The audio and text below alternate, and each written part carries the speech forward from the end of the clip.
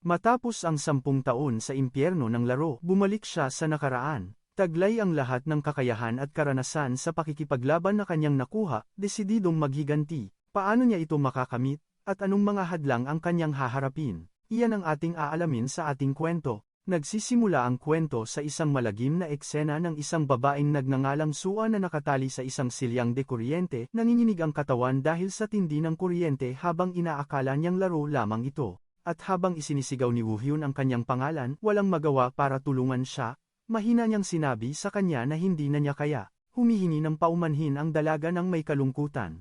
Kinukumbinsi niya ang kanyang sarili na isa lamang itong makatotohanang laro at malapit na siyang makalabas dito. Kaya't inabot niya ang kanyang kamay sa kanya ng may pananabik, sumisigaw sa pagtanggi sa nangyayari. Ngunit sinabihan siya ng isa pang nakagapos na napagtanto niyang dumating na ang kanyang katapusan. Pinayuhan niya siya tungkol sa kahalagahan ng mabuhay bago pumanaw sa gitna ng kanyang mga sigaw sa paghihirap. Sa paglipas ng panahon, napilitan siyang tanggapin ang katotohanan, patuloy na nagmamakaawa sa kanyang mga kasama na huwag siyang iwanang mag-isa habang sumisigaw siya habang nakagapos at dumadaloy ang mga luha mula sa kanyang nasirang mata, tiyak na ang lugar na ito ay naging bago niyang katotohanan. Bumabalik ang alaala upang ipaliwanag ang konteksto ng mga kaganapan kung saan ang VR game na Inverse Planet ay namuna sa mga global chart at naging sikat sa mga konsepto ng dimensional gate, mga superpower, at digmaan. Pumasok si Woo Hyun sa laro base sa payo ng isang kaibigan para lamang matagpuan ang kanyang sarili na biglang nakulong sa loob nito kung saan ang mundo ng laro ay nagkatawang tao upang maging isang pisikal na katotohanan. Siya, na tinutukoy bilang Test Subject 62, ay tumatanggap ng sarkastikong pagbati sa paglapit sa yugto ng pag-akyat. Sa loob ng isang baliw na proyekto ng pananaliksik na tinatawag na Ascension Project na kumitil ng libo-libo upang lumikha ng isang ascendant, umasa ang proyekto sa paggamit ng mga dinukot bilang mga test subject at nagsagawa ng mga hindi makataong eksperimento sa kanila kabilang ang electrocution, sapilitang pag-iiniksyon, at pagbabago ng katawan. Nag-utos ang mga opisyal na sunugin ang katawan ng dalaga at ikulong siya kasama ng mga nakaligtas at tumugon ang mga guwardiya sa utos. Nakaupo siya sa dilim ng kanyang selda na lunod sa sakit, itinuturing na isang hindi mapapatawad na krimen ang nangyari, at taimtim na nanunumpa sa sarili na mananatiling buhay para maghiganti. Biglang tumunog ang isang alarma na nag-aanunsyo ng pagtakas ng isang test subject na nag-alerto sa mga armadong guwardiya. Kaya tumakbo siya kasama ang isang grupo ng mga nakaligtas sa pasilyo patungo sa labasan na nasa dulo nito, dala ng pag-asang mabuhay kapag nalagpasan nila ang koridor na ito. Ang kanilang daan ay hinarangan ng isang malaking kaaway na may pulang buhok na kinukutya ang kanilang pagdating sa lugar na ito sa pamamagitan ng paggapang, at binabantaan sila na ang pasilyong ito ay magiging libingan nila. Sinumpa niya ang kanilang malas, kaya nagpa siya ang kanyang mga kasama na harapin ang kaaway at hilingin sa kanya na bantayan ang kanilang likuran. Inilarawan sila ng kaaway bilang mga hangal, nanunumpa na lilipulin silang lahat, pagkatapos ay brutal na dinurog ang mga umaatake. Ngunit pagkatapos ng mahabang laban, sa wakas ay napatay niya ang kaaway. Hirap siyang huminga sa gitna ng mga bangkay. Binubulong ang salitang muli habang umaalingaw ang kanyang pangalan sa kanyang mga tainga, at di nagtagal, nagsimulang atakihin siya ng mga guni-guni sa anyo ng mga itim na anino ng mga taong humihingi ng tulong, at ang kanilang mga baluktot na sigaw ay nagsasapawan sa isang bangungot na eksena. Isinasalaysay ng teksto ang paglipas ng napakahabang panahon, taon-taon, mula nang makatakas ang mga bida sa laboratorio kung saan lumilitaw siyang umaatake sa mga armadong guwardiya na sumisigaw sa kanya na huwag lumapit, na idineklara na ginagawa niya ito para ipaghiganti ang kanyang mga mahal sa buhay. Patuloy niyang brutal na pinapatay ang kanyang mga kaaway, inaamin na paulit-ulit niya silang pinatay, at lumilitaw sa isang eksena na ibinabaon ang kanyang sandata sa leeg ng isang tao, nararamdaman na walang katapusan ang paghihiganting ito. Lumapit sa kanya ang mga aninong kamay, kaya't nagtataka siya sa kawalan ng pag-asa kung gaano katagal pa siyang mamumuhay ng ganito at kung kailangan niyang magpatuloy ng ganito hanggang kamatayan. At biglang may lumitaw na tunog ng abiso at isang asul na system window, na nagdulot ng kanyang pagkagulat. Ipinapakita ng window ang isang espesyal na misyon na may pamagat na Fixing the Error na nangangailangan ng pag-aalis sa supervisor ng Ascension Project kapalit ng pagbabalik sa kanyang orihinal na mundo, kaya't nakaramdam siya ng pag-asa dahil sa wakas ay dumating na ang pagkakataong makalabas. Ang eksena ay lumipat sa isang marangyang silid na puno ng mga bangkay kung saan ang isang lalaki na nakasuot ng formal na damit ay gumagapang na nagtatanong kung bakit at kinokondena ang pag-atake sa kanya sa panahong wala nang natitira kundi ang tamasahin ang kaluwalhatian. Sumisigaw ang supervisor, na kinilalang siyang responsable sa proyekto. Ngunit hinawakan siya sa kwelyo ni Kim Young-jun, test subject 81, kaya tinanong niya ang supervisor kung bakit siya kumikilos ng ganito. Sumisigaw ang supervisor na pinatatahimik si Kim at huwag makipag-usap sa mga kauri niya. Pagkatapos ay tinawag si Woo Hyun sa pangalan kung saan siya ay kinilala bilang test subject number 62 at binansagang superhuman. Pinupuri siya ng supervisor. Inilalarawan siya bilang ang pinakamatagumpay na resulta ng proyekto at nanalampasan niya ang mga limitasyon ng tao. Nag-alok siyang ibigay ang anumang hilingin niya dahil nasa ibang antas siya kaysa sa iba, ngunit pinutol niya ito ng isang tiyak na pagtanggi. Sinusubukang pigilan siya ng takot na supervisor, tinawag siyang hangal at nagbabala na ang pagpatay sa kanya ay hindi magtatapos sa usapin. Nagbabanta na wawasakin ng corporate alliance ang kanyang pamilya, mga kaibigan, at kasamahan kung siya ay masasaktan. Nagbigay siya ng isang nakamamatay na suntok sa supervisor na umungol sa sakit. Inilarawan siya ni Kim bilang isang demonyo at nagreklamo na puro dugo ang lugar. Malamig siyang nakatayo habang sinisigawan siya ni Kim, sinasabing pinatay niya sila bago pa man siya makapagtanong habang nakatingin sa isang screen sa harap niya. Lumitaw ang isang mensahe ng pagkumpleto ng misyon at handa na ang gantimpala para bumalik sa orihinal na mundo kaya't nagalak siya sa kanyang kalayaan. At habang malapit na niyang pindutin ang accept button, pinigilan siya ng mga boses na nagtatanong kung saan siya pupunta at ipinaalala sa kanya ng mga boses ang iba pa niyang iniwan at kung nakalimutan na niya sila, hinihiling na maghiganti siya at patayin silang lahat. Nakaramdam siya ng matinding pagod, nagtataka kung sapat na ba ang kanyang ginawa, at sa kabila ng kanyang pag-aalinlangan, nagpasya siyang samantalahin ang maaaring kanyang una at huling pagkakataong umalis. Sinabi niya sa kanyang kasama na babalik na siya sa kanyang orihinal na mundo ngayon, na ikinalito ng kasama na nag-aakalang nagdedeliryo siya na kinukumpirma na narito na siya mula pa sa simula. Nagpasya siya at pinindot ang pagpipili ang pag-apruba, hinihiling sa kanyang kasama na ipaalam sa iba at humihingi ng paumanhin sa kanya bago siya umalis. Nagising siyang takot sa kanyang kama at agad na napagtanto na nasa kanyang pribadong silid siya. Sinuri niya ang kanyang katawan, hindi makapaniwala sa kanyang pagbabalik, nagtataka sa oras na lumipas. Kinuha niya ang kanyang telepono upang malaman ang petsa 05019,2041 at ang oras ay 5 AM, natuklasan na bumalik siya sa parehong araw na siya ay hinila sa laro, nagtataka kung hindi ba lumipas ang oras doon. Tumayo siya sa harap ng salamin upang matuklasan na nawala ang lahat ng kanyang mga peklat at kalamnan na para bang panaginip lamang ang kanyang pinagdaanan. Inaatake siya ng mga alaala ng kanyang pakikipaglaban sa kabilang mundo at ang mga pakiusap ng dalagang nagmakaawa para mabuhay at ang mga banta ng kaaway na sirain ang kanyang pamilya at mga kaibigan kaya't natiyak niyang hindi ito isang panaginip. Kinumpirma niya sa sarili na totoo ang 10 taon na ginugol niya doon dahil sa tindi ng kalinawan ng mga ito pagkatapos ay pinutol ng pag-ring ng telepono ang kanyang pag-iisip. Nakita niya ang pangalang Jong Nayon sa screen at naramdaman niyang pamilyar ang pangalan. Pagkasagot niya, pinagalitan siya ng tumawag dahil hindi tumawag at ipinaalala ang kanilang pangako. At nang magtanong siya tungkol sa pangako, sinabi niya sa kanya ang pangangailangang magkita ngayong gabi at ipinadala sa kanya ang mga coordinate bago ibaba ang tawag. Hawak niya ang telepono na napagtanto niyang naaalala niya ng mabuti ang boses na ito, dahil siya ang kanyang malapit na kaklase at ang taong nagpakilala sa kanya sa larong Inverse Planet. Kaya't naghinala siya sandali na inayos niya ang bagay ngunit ibinasura ito batay sa kanyang alaala.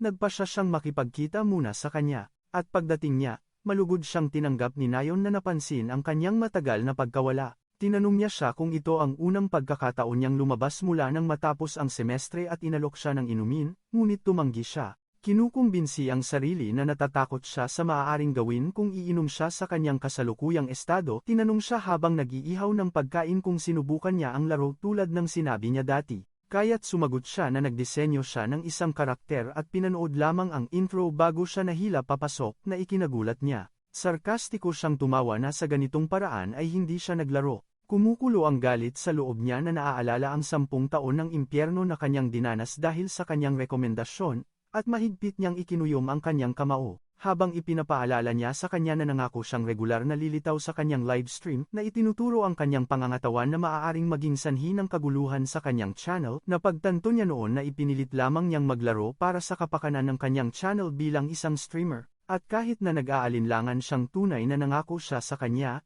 nararamdaman niyang ang pagkikitang ito ay nagparamdam na parang isang tunay na katotohanan ang kanyang pagbabalik sa realidad.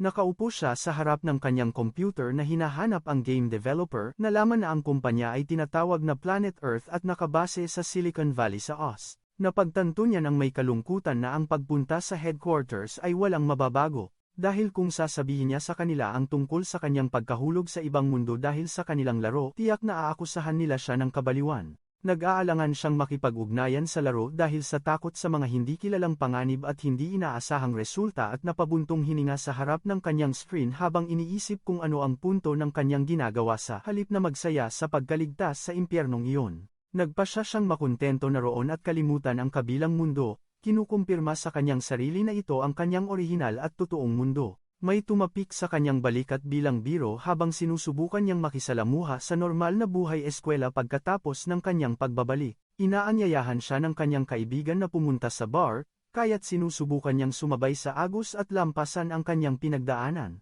Ngunit pinahihirapan siya ng mga pagdududa tungkol sa katotohanan ng kanyang pagbabalik habang niyayakap siya ng isa sa mga multo ng kanyang nakaraan at nagtanong ang multo kung ito ba talaga ang katotohanan. Kaya't mabilis siyang lumingon sa likuran upang makita kung sino ang nagsalita sa kanyang isipan. Sa paglipas ng panahon, nagsimulang lumihis ang mga bagay sa kanilang normal na takbo sa isang nakakabahalang paraan kung saan hinahabol siya ng mga guni-guni na may mga boses na humihingi ng malupit na paghihiganti at ipinapaalala sa kanya na hindi siya nabibilang sa tahimik na lugar na ito. Bigla, marahas niyang hinampas ang mesa sa gitna ng bulwagan, na nagdulot ng gulat sa mga nakapaligid at pagkamangha sa kanyang hindi makatwirang pag-uugali. Nakatayo si Woo Hyun sa pasilyo na humihingal nang tawagin siya ng isa sa kanyang mga kasamahan sa pangalan at hinawakan ang kanyang balikat. Nag-aalalang nagtanong tungkol sa kanyang kalagayan, ngunit nakita niya ito sa sandaling iyon bilang isang kaaway na umaatake sa kanya. Naiisip niya na parang bumubunot siya ng punyal at inaatake ang kanyang kaibigan, handang sumaksak at ipagtanggol ang sarili, ngunit huminto nang tanungin siya ng kasamahan sa takot kung ano ang kanyang ginagawa, kaya humingi siya ng paumanhin na idinahilang nagulat siya. Sinabi sa kanya ng kanyang kasamahan na pinag-uusapan ng mga tao ang kanyang kakaibang pag-uugali kamakailan ng may pag-iingat. Nakaupo siyang mag-isa sa isang bangko habang tinatawag siya ng isa sa mga multo ng kanyang nakaraan at bumabalot sa kanya ang mga anino na humihiling na huwag niyang kalimutan at maghiganti habang nagmamakaawa siyang tumigil sila at iwanan siyang mag-isa. Sinigaw ni Nayon ang kanyang pangalan upang gisingin siya mula sa kanyang mga araw at bangungot at balisang tinanong siya tungkol sa dahilan ng kanyang maputlang mukha at palaging pagkalito. Ngumiti siya na nagpapanggap na kalmado at sinabi sa kanya na ayos lang siya at hindi kailangang mag-alala. Kaya't inalok niya siya ng tulong bilang isang ate kung may mangyari, at tinanggap niya iyon mula sa kanya. Nagpasya siyang umalis. At habang hinihikayat niya siya, napagtanto niya sa kaibuturan na siya ang nagdala ng mga multong iyon sa mundong ito. Natiyak niya na hindi matatapos ang bagay na ito hanggat hindi nasisiyahan ang mga espiritong iyon at kung magpapatuloy ang sitwasyon ng ganito, hindi magkakaiba ang mundong ito sa kabilang impyernong tinakasan niya. Nagpasya siyang bumalik upang tapusin ang usapin sa pagkakataong ito at pumasok sa kapsula. Determinado na tapusin ang lahat, nag-login siya sa laro para lumitaw ang welcome message sa Inverse Planet at natagpuan ang sarili sa isang pamilyar na lugar. Napagtanto niya nang may pagkamangha na bumalik siya sa waiting room sa laboratorio at pumasok na naman siya sa mundo ng laro. Nagtataka siya kung bakit hindi siya makabalik sa impyernong mundong iyon sa kabila ng kanyang matibay na determinasyon na gawin ito, iniisip ang posibilidad ng isa pang kondisyon na hindi niya natugunan. Lumitaw ang isang bintana na humihiling na kumpirmahin ang hitsura ng karakter kaya't nagpasya siyang magpatuloy sa yugto ng tutorial ng laro sa ngayon, naniniwalang maaaring iyon ang kanyang paraan upang makabalik sa kabilang mundo kapag natapos na ito. Nagsimula siya sa pamamagitan ng pag-aayos muna ng mga setting, binabago ang combat assist ratio sa 0% sa pangangatwirang nakikipaglaban siya ng may mataas na kahusayan sa kabilang mundo nang walang anumang tulong. Nagsisimulang ihanda ng sistema ang mga paunang kakayahan, hinihiling sa kanya na piliin ang unang pangunahing elemento ng kakayahan na may paalala tungkol sa posibilidad na i-reset ang mga kakayahan anumang oras. Ipinaliwanag ng sistema na ang mekanismo ng kakayahan sa Inverse Planet ay idinisenyo upang palakasin ang karakter sa pamamagitan ng pagpili ng isang base element at pagkatapos ay pagpapahusay nito gamit ang iba't ibang sub-element. Ang pinagsamang istrukturang ito mula sa base hanggang sa mga sangay ay tinatawag na build, at dahil sa dami ng mga available na elemento, may mga tao sa mga profesional na liga na nakatuon lamang sa pag-aaral ng mga build na ito. Pinili niya ang partikular na elemento na nagbigay sa kanya ng titulong, ang Superhuman, dati mula sa lahat ng mga pagpipilian. May nagsalita sa kanya sa pamamagitan ng mga loudspeaker bilang Test Subject 48, ipinapaliwanag na nagising siya sa huling eksperimento at 1 linggo na ang nakalipas. Napagtanto niya na hindi ipinapakita ng laro ang proseso ng pagpapahirap na nauuna sa paggising, na kinikilala na walang sinuman ang magnanais na maranasan iyon sa loob ng isang laro.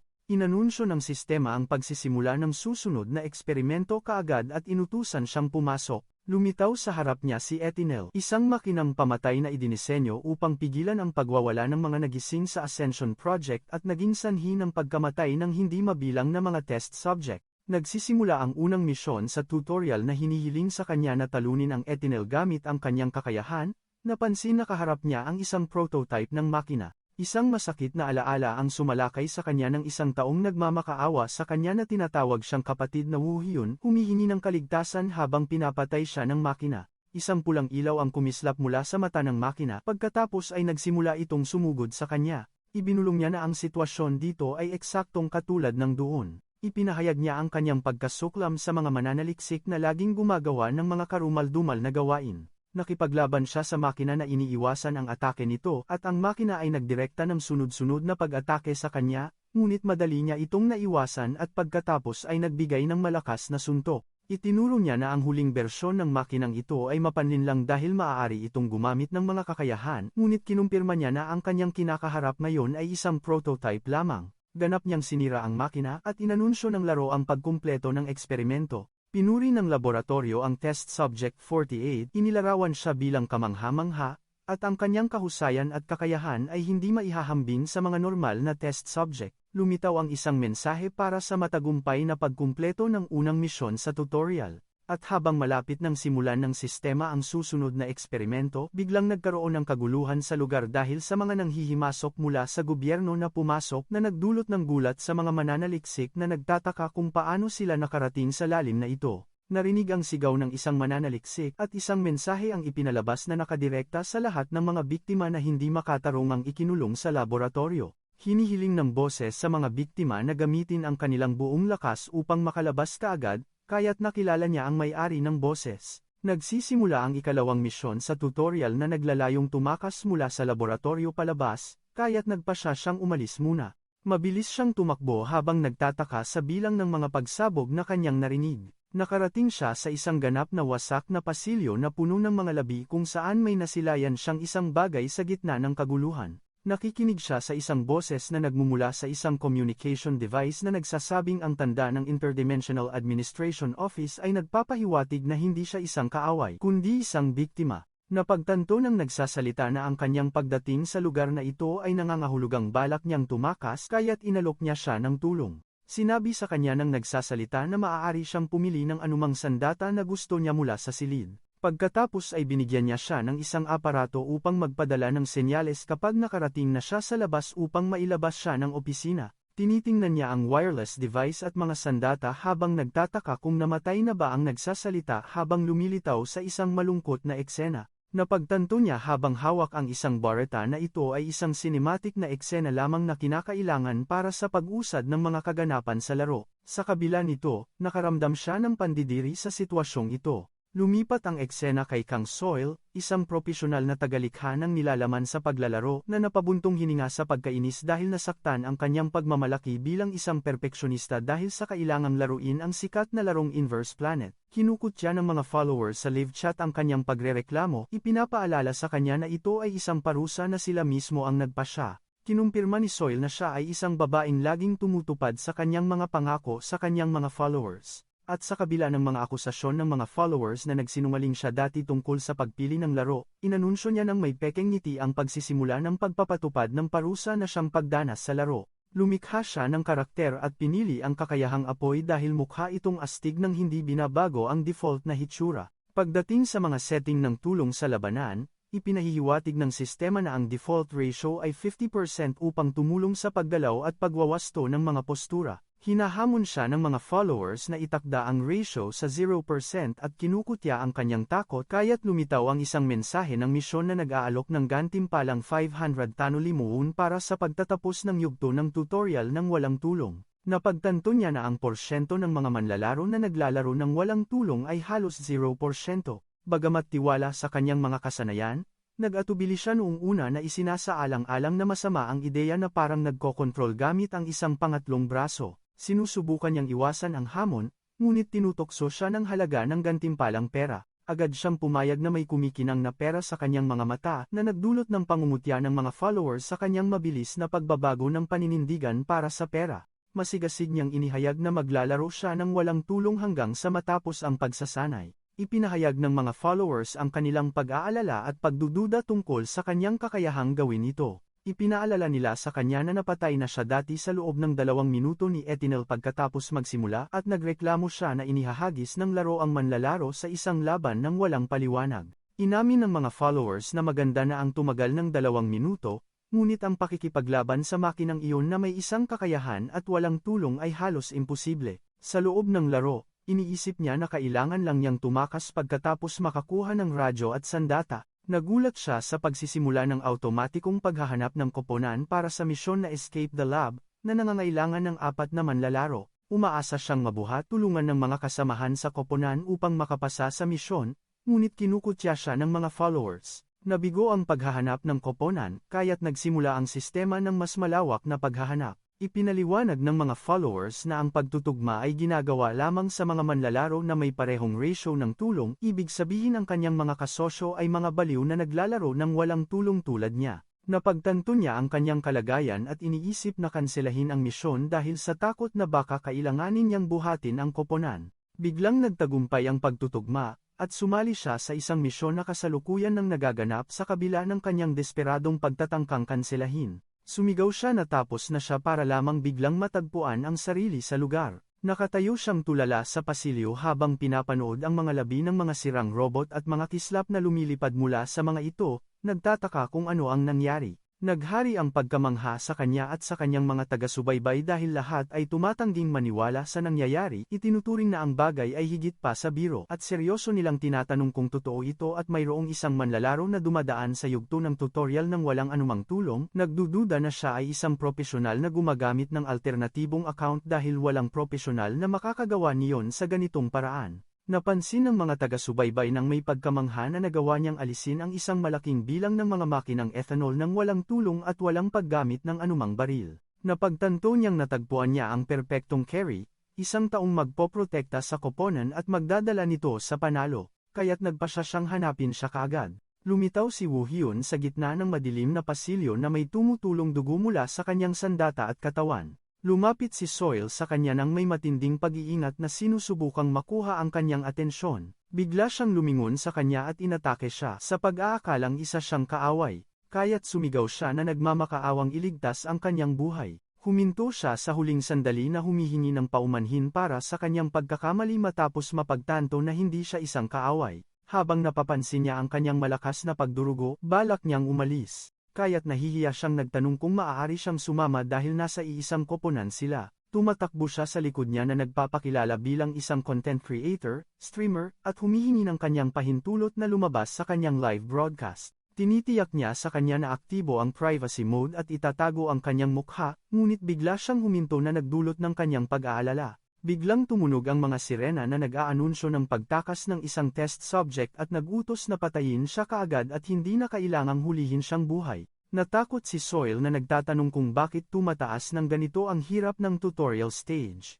Tinitingnan niya siya habang itinuturing siyang pinuno ng koponan at nagtatanong kung ayos lang siya. Lumitaw siyang mahusay na iwinawasiwas ang isang metal na kadena. Sumugod siya sa mga guwardiya at mga armado at pinaslang sila sa gitna ng pagkamangha ng mga taga-subaybay na nagbigay sa kanya ng titulong henyo ng karit at kadena. Pinapanood ni Soil ang eksena mula sa kanyang pinagtataguan na hindi makapaniwala sa kanyang nakikita at sumang-ayon sa kanya ang mga taga-subaybay na nagtataka kung paano magagamit ang ganitong sandata nang walang tulong mula sa sistema. Nagsimulang suriin ng mga taga-subaybay ang kanyang kakayahan matapos mapansin ang pagbabago ng kulay ng kanyang mata sa puti, hula nila na maaaring ito ay hangin o telekinesis. Isa sa kanila ang nakahinuha na ang tanging base element na nagpapalakas ng physical stats at nagpapabago ng kulay ng mata ay ang absolute entity. Kinukutya ng mga taga-subaybay ang pagpiling ito dahil itinuturing itong isang basurang kakayahan na pumipigil sa manlalaro na gumamit ng anumang iba pang mga kakayahan, at nagulat sila sa pagpili niya rito.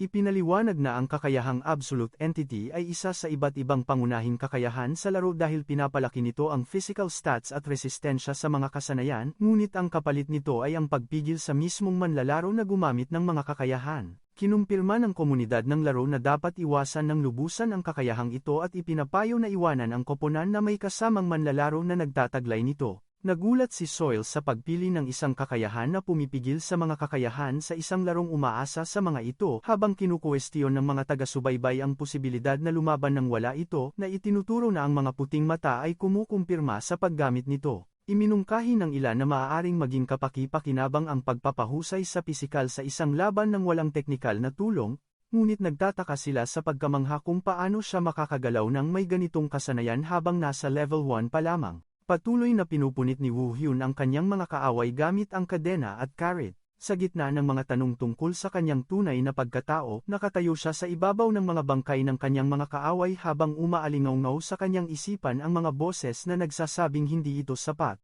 Hinihikayat siya ng mga boses na maging mas marahas sa kanyang paghihiganti dahil hindi pa sila nasisiyahan. At sa pansamantala, isang ilaw ng laser mula sa sniper ang lumitaw na nakatutok sa kanyang ulo. Sumigaw si Soil na nagbabala sa kanya sa nalalapit na panganib, tumugon sa pamamagitan ng pagpapaputok mula sa kanyang baril habang isinusumpa ang mahirap na sitwasyong kinalalagyan niya. Tumama ang kanyang mga bala sa target kaya bumagsak ang kaaway sa gitna ng usok at lumilipad na mga kislap. Naupo siya sa lupa upang huminga habang umuulan ng komento ang mga taga-subaybay sa livestream, ang ilan ay pumupuri sa kanyang kalmadong ugali, at ang ilan ay inaakusahan siyang kill-stealer dahil nakikialam lamang siya para bigyan ng pangwakas na suntok pagkatapos mapagod ni Woo Hyun ang mga kaaway. Sinagot niya sila ng isang tusong ngiti na walang pakialam, kinukumpirma na nagbigay siya ng tulong sa huli, at iyon ang mahalaga. Naaalala ni Woo Hyun ang ilang mga kaganapan mula sa kanyang nakaraang buhay. Kaya't tinawag siya ni Soil habang nakatayo siya sa gitna ng larangan ng digmaan. Binigyan niya siya ng titulong Mr. Hard Carry, ang malakas na tagapagligtas na tumutukoy sa kanyang mapagpasyang papel sa labanan kaya't lumingon siya sa kanya ng mahinahon. Kinakabahang tinanong niya kung galit siya sa kanyang pakikialam, idinahilan ang kanyang pagnanais na tumulong kahit kaunti, kaya't maikli niya itong itinanggi. Kinumpirma niya sa kanya na talagang nakatulong siya, na nagdulot ng alon ng paghanga sa mga komento para sa kanyang mabait na personalidad at boses at pinuri nila ang kanyang klaseng pakikitungo sa kill stealer. Sinamantala ni Soil ang pagkakataon at masigasig na hiniling sa kanya na payagan siyang samahan siya upang tapusin ang yugto ng tutorial, kaya't simpleng pumayag siya sa kanyang kahilingan. Nagpakilala siya na ang pangalan niya ay Baek Woo Hyun, kaya't napagtanto niya na ang Mr. Hard Carry ay isang palayaw lamang na ibinigay niya sa kanya at nagtataka sa sarili kung ito ang kanyang tunay na pangalan dahil hindi ito dumaan sa censorship. Nagtatakang tinanong niya kung pinili niya ang kakayahang absolute entity bilang base ability kaya't sumagot siya ng oo, na ikinagulat ng mga taga-subaybay habang nahati sila sa pagitan ng mga nakakakita ng pangangailangan na muling suriin ang kakayahan at sa mga nagpipilit na ito ay basura at ang nangyayari ay dahil sa sobrang galing ng manlalaro, hindi sa kakayahan mismo. Namamanghang tinanong niya kung paano niya naiwasan ang mga bala nang hindi gumagamit ng anumang kakayahan at kung anong mga laro ang dati niyang nilalaro kaya't maikli siyang sumagot na wala siyang partikular na nilalaro. Bigla siyang huminto sa paglalakad, at nang tanungin niya kung bakit, sinabi niya sa kanya na may dalawang kaaway na uri ng Eternal sa layong 20 metro. Lihim na namangha si Soil sa kanyang kakayahang tukuyin ang distansya at bilang ng mga kaaway ng tumpak ng walang anumang kasanayan sa pagtuklas at iminungkahing sumulong upang kumpirmahin. Totoo nga, natagpuan nila ang mga kaaway sa eksaktong lokasyon na kanyang tinukoy, kaya't siya ay namangha sa katumpakan ng kanyang mga pandama. Sumugod siya patungo sa mga kaaway habang nagbabalik ang mga alaala ng kanyang kasiyahan sa paglalaro ng Coliseum noon habang sumisigaw si Soil na nagbabala sa kanya laban sa kapabayaan. Lumitaw siyang iniiwasan ang mga atake ng malaking makina ng may kamangha-manghang kasanayan. Naaalala ang mga araw na lubos siyang nalulong sa mga laro, nagbigay siya ng isang mapanirang suntok sa kaaway na inilalantad sa kanyang isipan na siya ay isang ranked player o ranker sa larong iyon. Ganap niyang sinira ang makina kaya't nagwala ang mga taga-subaybay sa mga komento, pinupuri ang kanyang kakayahang talunin si Eternal ng napakadali at walang anumang pagwawasto mula sa sistema na naghihinuha na ito ang tunay na antas ng mga ranker sa Coliseum. Walang kamalay-malay na nagtanong si Soil kung isang magandang bagay ba ang pagiging ranker sa Coliseum. Kinukutya ng mga taga-subaybay ang kanyang kamangmangan, ipinapaliwanag na ang mga ranker doon ay nakatanggap ng mga alok na maging propesyonal at ang maalamat na propesyonal na manlalaro na si Butler ay isa sa kanila. Napasigaw siya sa gulat nang marinig ang pangalang Butler, napagtantong siya ang pinakatanyag na manlalaro sa propesyonal na Inverse Planet Arena. Nagtataka ang mga taga-subaybay kung nakaharap niya si Butler noong isa pa siyang ranker at kung sino ang mananalo sa paghaharap nila, ngunit pinutol niya ang mga tanong at nag-utos na umalis kaya agad siyang sumunod. Nakarating sila sa huling mission gate ng tutorial stage kung saan lumitaw ang Lab Security Chief bilang stage boss na kinukutya ang kanilang tagumpay sa pag-abot sa lugar na ito. Pinagbantaan sila ng boss na may pulang buhok at teknolohikal na salamin na ang lugar na ito ang magiging libingan nila. Idinagdag ng boss sa isang mapanuring tono na malapit na silang sumunod sa kanilang mga namatay na kasama, kaya't malamig na napagtanto ni Woo Hyun na lahat ng kanyang hinarap sa ngayon ay bahagi lamang ng programa ng tutorial. Nagbago ang kanyang tingin at biglang nag-alab ang kanyang mga mata habang bumalik ang mga itim na halusinasyon sa paligid niya, bumubulong ng mga pariralang nahanap ka na at mas mabilis at hinihimok siyang patayin agad ang boss dahil hindi pa tapos ang kanyang paghihiganti.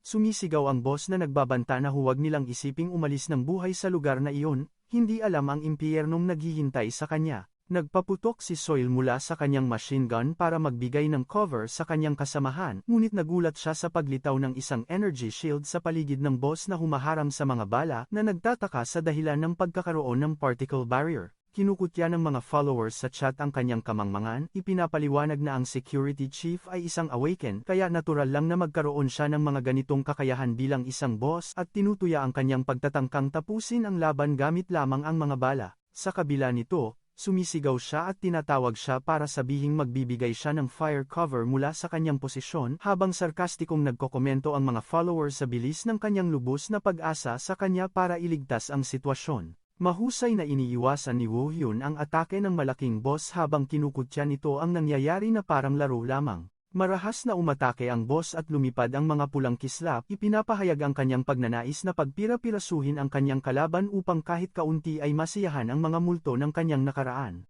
Ngunit hinarang muli ng kalasag ang atake na nagdulot ng tawanan mula sa mga followers na nagtataka kung bakit na-activate ang particle barrier kahit hindi siya nagpaputok, na naghihinala na mayroong technical error. Inilarawan ng boss si Woo Hyun bilang isang maliit na daga, at ang kanyang balat ay naging maitim na metal, kaya agad na nakilala ng mga followers ang kanyang espesyal na Iron Man skill. Sinuntok ng boss ang lupa habang nanunumpa na pagpipira-pirasuhin siya kaya nabiyak ang sahig habang sumusugod siya na naging dahilan para hulaan ng mga followers na ang kanyang timbang ay naging 1 tonelada man lang at ang isang suntok mula sa kanya ay nangangahulugang tiyak na kamatayan. Galit na nagtanong ang boss kung hanggang kailan siya patuloy na iilag. Namamanghang pinapanood ng mga taga-subaybay ang kanyang kakayahang iwasan ang bawat nakamamatay na suntok. Pinakawalan ni Woo Hyun ang isang malakas na suntok sa mukha ng boss kaya inamin ng mga taga-subaybay ang kanilang kawalan ng kakayahang iwasan ang mga atakeng iyon kahit may mga system correction at kinutya ang ideya ng pagbibigay ng fire cover para sa isang manlalaro ng ganitong antas. Umungol ang boss sa sakit at inutusan siyang huwag i-disable ang kanyang iron skill. Nag-echo ang mga boses ng multo sa paligid niya, sinasabi sa kanya na hindi madaling mamatay ang boss at hinihikayat siyang pagpira-pirasuhin ito ng mas brutal bilang paghihiganti sa nangyari sa kanila. Natakot ang boss nang makita ang napakalaking lakas ng test subject sa harap niya habang si Woo Hyun ay malamig na nakatayo. Binigay niya ang pangwakas na suntok habang bumubulong na sa kanya ang kredito. Isang mensahe mula sa system ang lumitaw na nag-aanunsyo ng pagkatalo ng Lab Security Chief. Nakatayong tulala si Soyol, hindi makapaniwala sa kanyang nakita habang sumabog sa papuri ang chat na inilalarawan ang pagganap bilang insane. Pinaalalahanan ang lahat na ang laban na ito ay naganap ng walang anumang correction at napapansin na tila sanay siyang lumaban sa mga tao. Masayang ipinahayag niya ang pagkatalo ng training boss at nagtanong kung ang paglabas na ba ang natitirang hakbang habang si Woo Hyun ay umupo sa bangkay ng boss at bumuhos ang mga komento na nagkukumpirmang binuhat lang siya sa balikat para manalo at nagtataka kung bakit may manlalarong ganito kagaling sa panahong ito. Naglaho ang katawan ng boss at kinumpirma niya kay Soil na maaari na silang umalis. Lumabas ang dalawa sa gusali para ipahayag ng laro ang pagkumpleto ng misyon sa pagtakas sa lab at pagkuha ng isang skill point para sa pag-level up at tinanong niya siya kung tatapusin niya ang pangunahing misyon ngayong araw. Humingi siya ng paumanhin at ipinaliwanag na hihinto muna siya para sa araw na ito kaya hiniling niya na maghintay sandali dahil mayroon siyang ibibigay sa kanya. Inanunsyo niya sa kanyang mga tagasunod ang pagkumpleto ng pagsasanay ng walang mga pagwawasto, kaya't inilarawan siya ng mga tagasunod bilang walang hiya dahil sa pag-angkin ng kredito sa sarili habang tinatapos niya ang stream at nagpaalam sa kanila.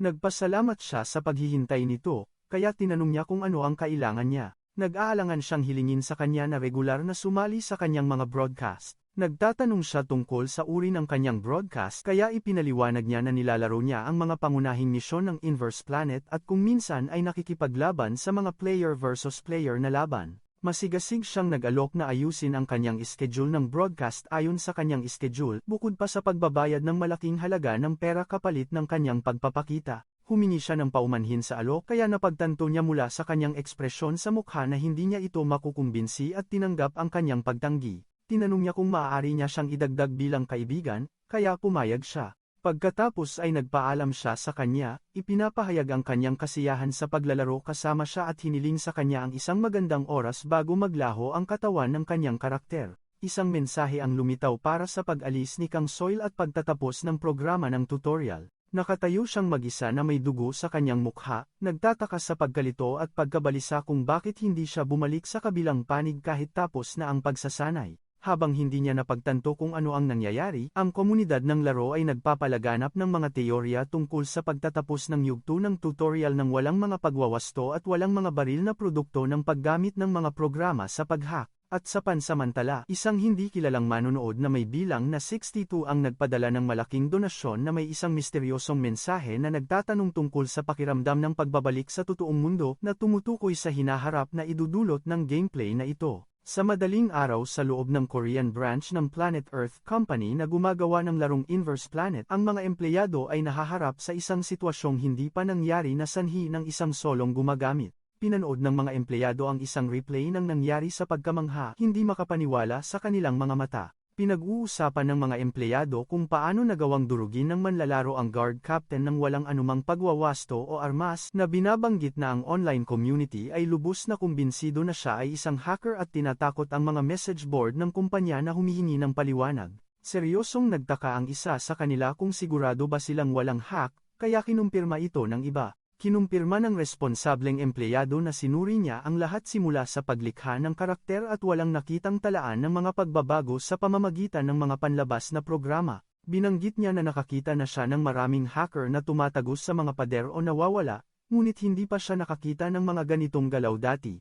Napagpasyahan ng mga empleyado na ang ganitong antas ng kontrol ay hindi maaaring gayahin kahit na gumagamit ng mga programa sa pag-hack at kung hindi ito isang hack, ang manlalaro ay ganap na baliw. Sa kabila nito, kinikilala nila ang pagkakaroon ng napakaliit na posibilidad na ito ay isang hack na hindi pa natutuklasan. Nagpasya ang koponan sa huli na dapat silang magsagawa ng wastong pag-verify sa usapin. Lumipat ang eksena kina Woo Hyun at sa kanyang kaibigan na si Nayeon kung saan sinabi niya sa kanya na ang komunidad sa internet ay nagwawala dahil sa kanya at naging napakagulo na ng sitwasyon. Sinabi niya sa kanya ang tungkol sa paglitaw ng No Correction Challenge sa mga gumagamit kung saan lahat ay nabibigo at hindi man lang ma-activate ang kanilang mga kapangyarihan na nagpapatibay sa salaysay na nagsasabing siya ay isang hacker. Inamin ni Nayeon na nabigla siya nang makita ang video at agad niya itong nakilala sa kabila ng Privacy Protection Mode. Ipinaliwanag niya sa kanya na nakita na niya ang kanyang pakikipaglaban dati, ngunit hindi niya inaasahan na ganito siya kagaling, na nagkukumpirma na sino mang hindi nakakakilala sa kanya ay tiyak na iisiping hacker siya, na naghinuha na ito ang dahilan kung bakit niya natanggap ang mensaheng iyon.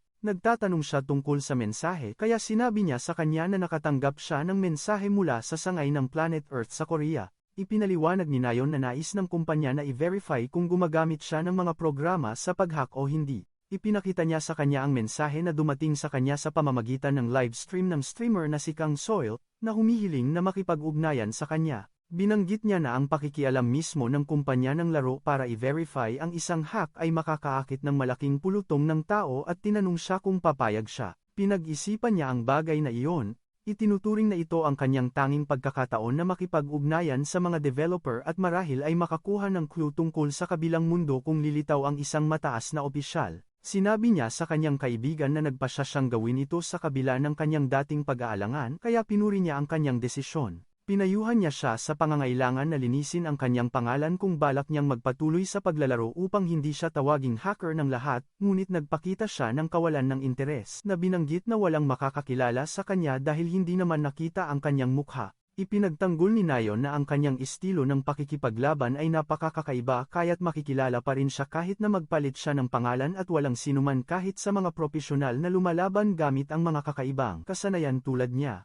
Ipinaliwanag niya sa kanya na ang mga propesyonal ay nalalantad ang kanilang mga pagkakakilanlan sa mga panahong ito sa pamamagitan ng kanilang mga gawi sa pakikipaglaban na binabanggit ang mga talakayan sa forum na sinusuri ng tumpak ang mga galaw ng mga manlalaro. Ipinahayag niya ang kanyang ginhawa sa kanyang pagsang-ayon dahil kung hindi, ang streamer ay malalantad sa maraming galit. Nagtataka siya sa dahilan ng kanyang interes doon dahil wala namang kinalaman sa kanya ang streamer na iyon. Kaya tinawag niya siyang tanga, ipinapaliwanag na walang pakialam ang galit na mga tao mula sa isyu ng pag-hack tungkol doon. Idinagdag niya na sa una ay siya ang sisisihin nila, ngunit sa lalong madaling panahon ay itututok nila ang kanilang mga pana sa streamer. Naiintindihan niya ang sitwasyon at bumulong na may pagsuko na sa kasong ito, kailangan niyang sumang-ayon. Nakatanggap si Soil ng mensahe mula sa kanya na nag-aanunsyo ng kanyang pagsang-ayon, kaya napatalon siya sa tuwa na hindi makapaniwala. Umaasa siya na ang gulong ito ay hahantong sa isang malaking pagtaas sa bilang ng mga manunood at isang graph ang lumitaw na nagpapakita ng inaasahang pagtaas.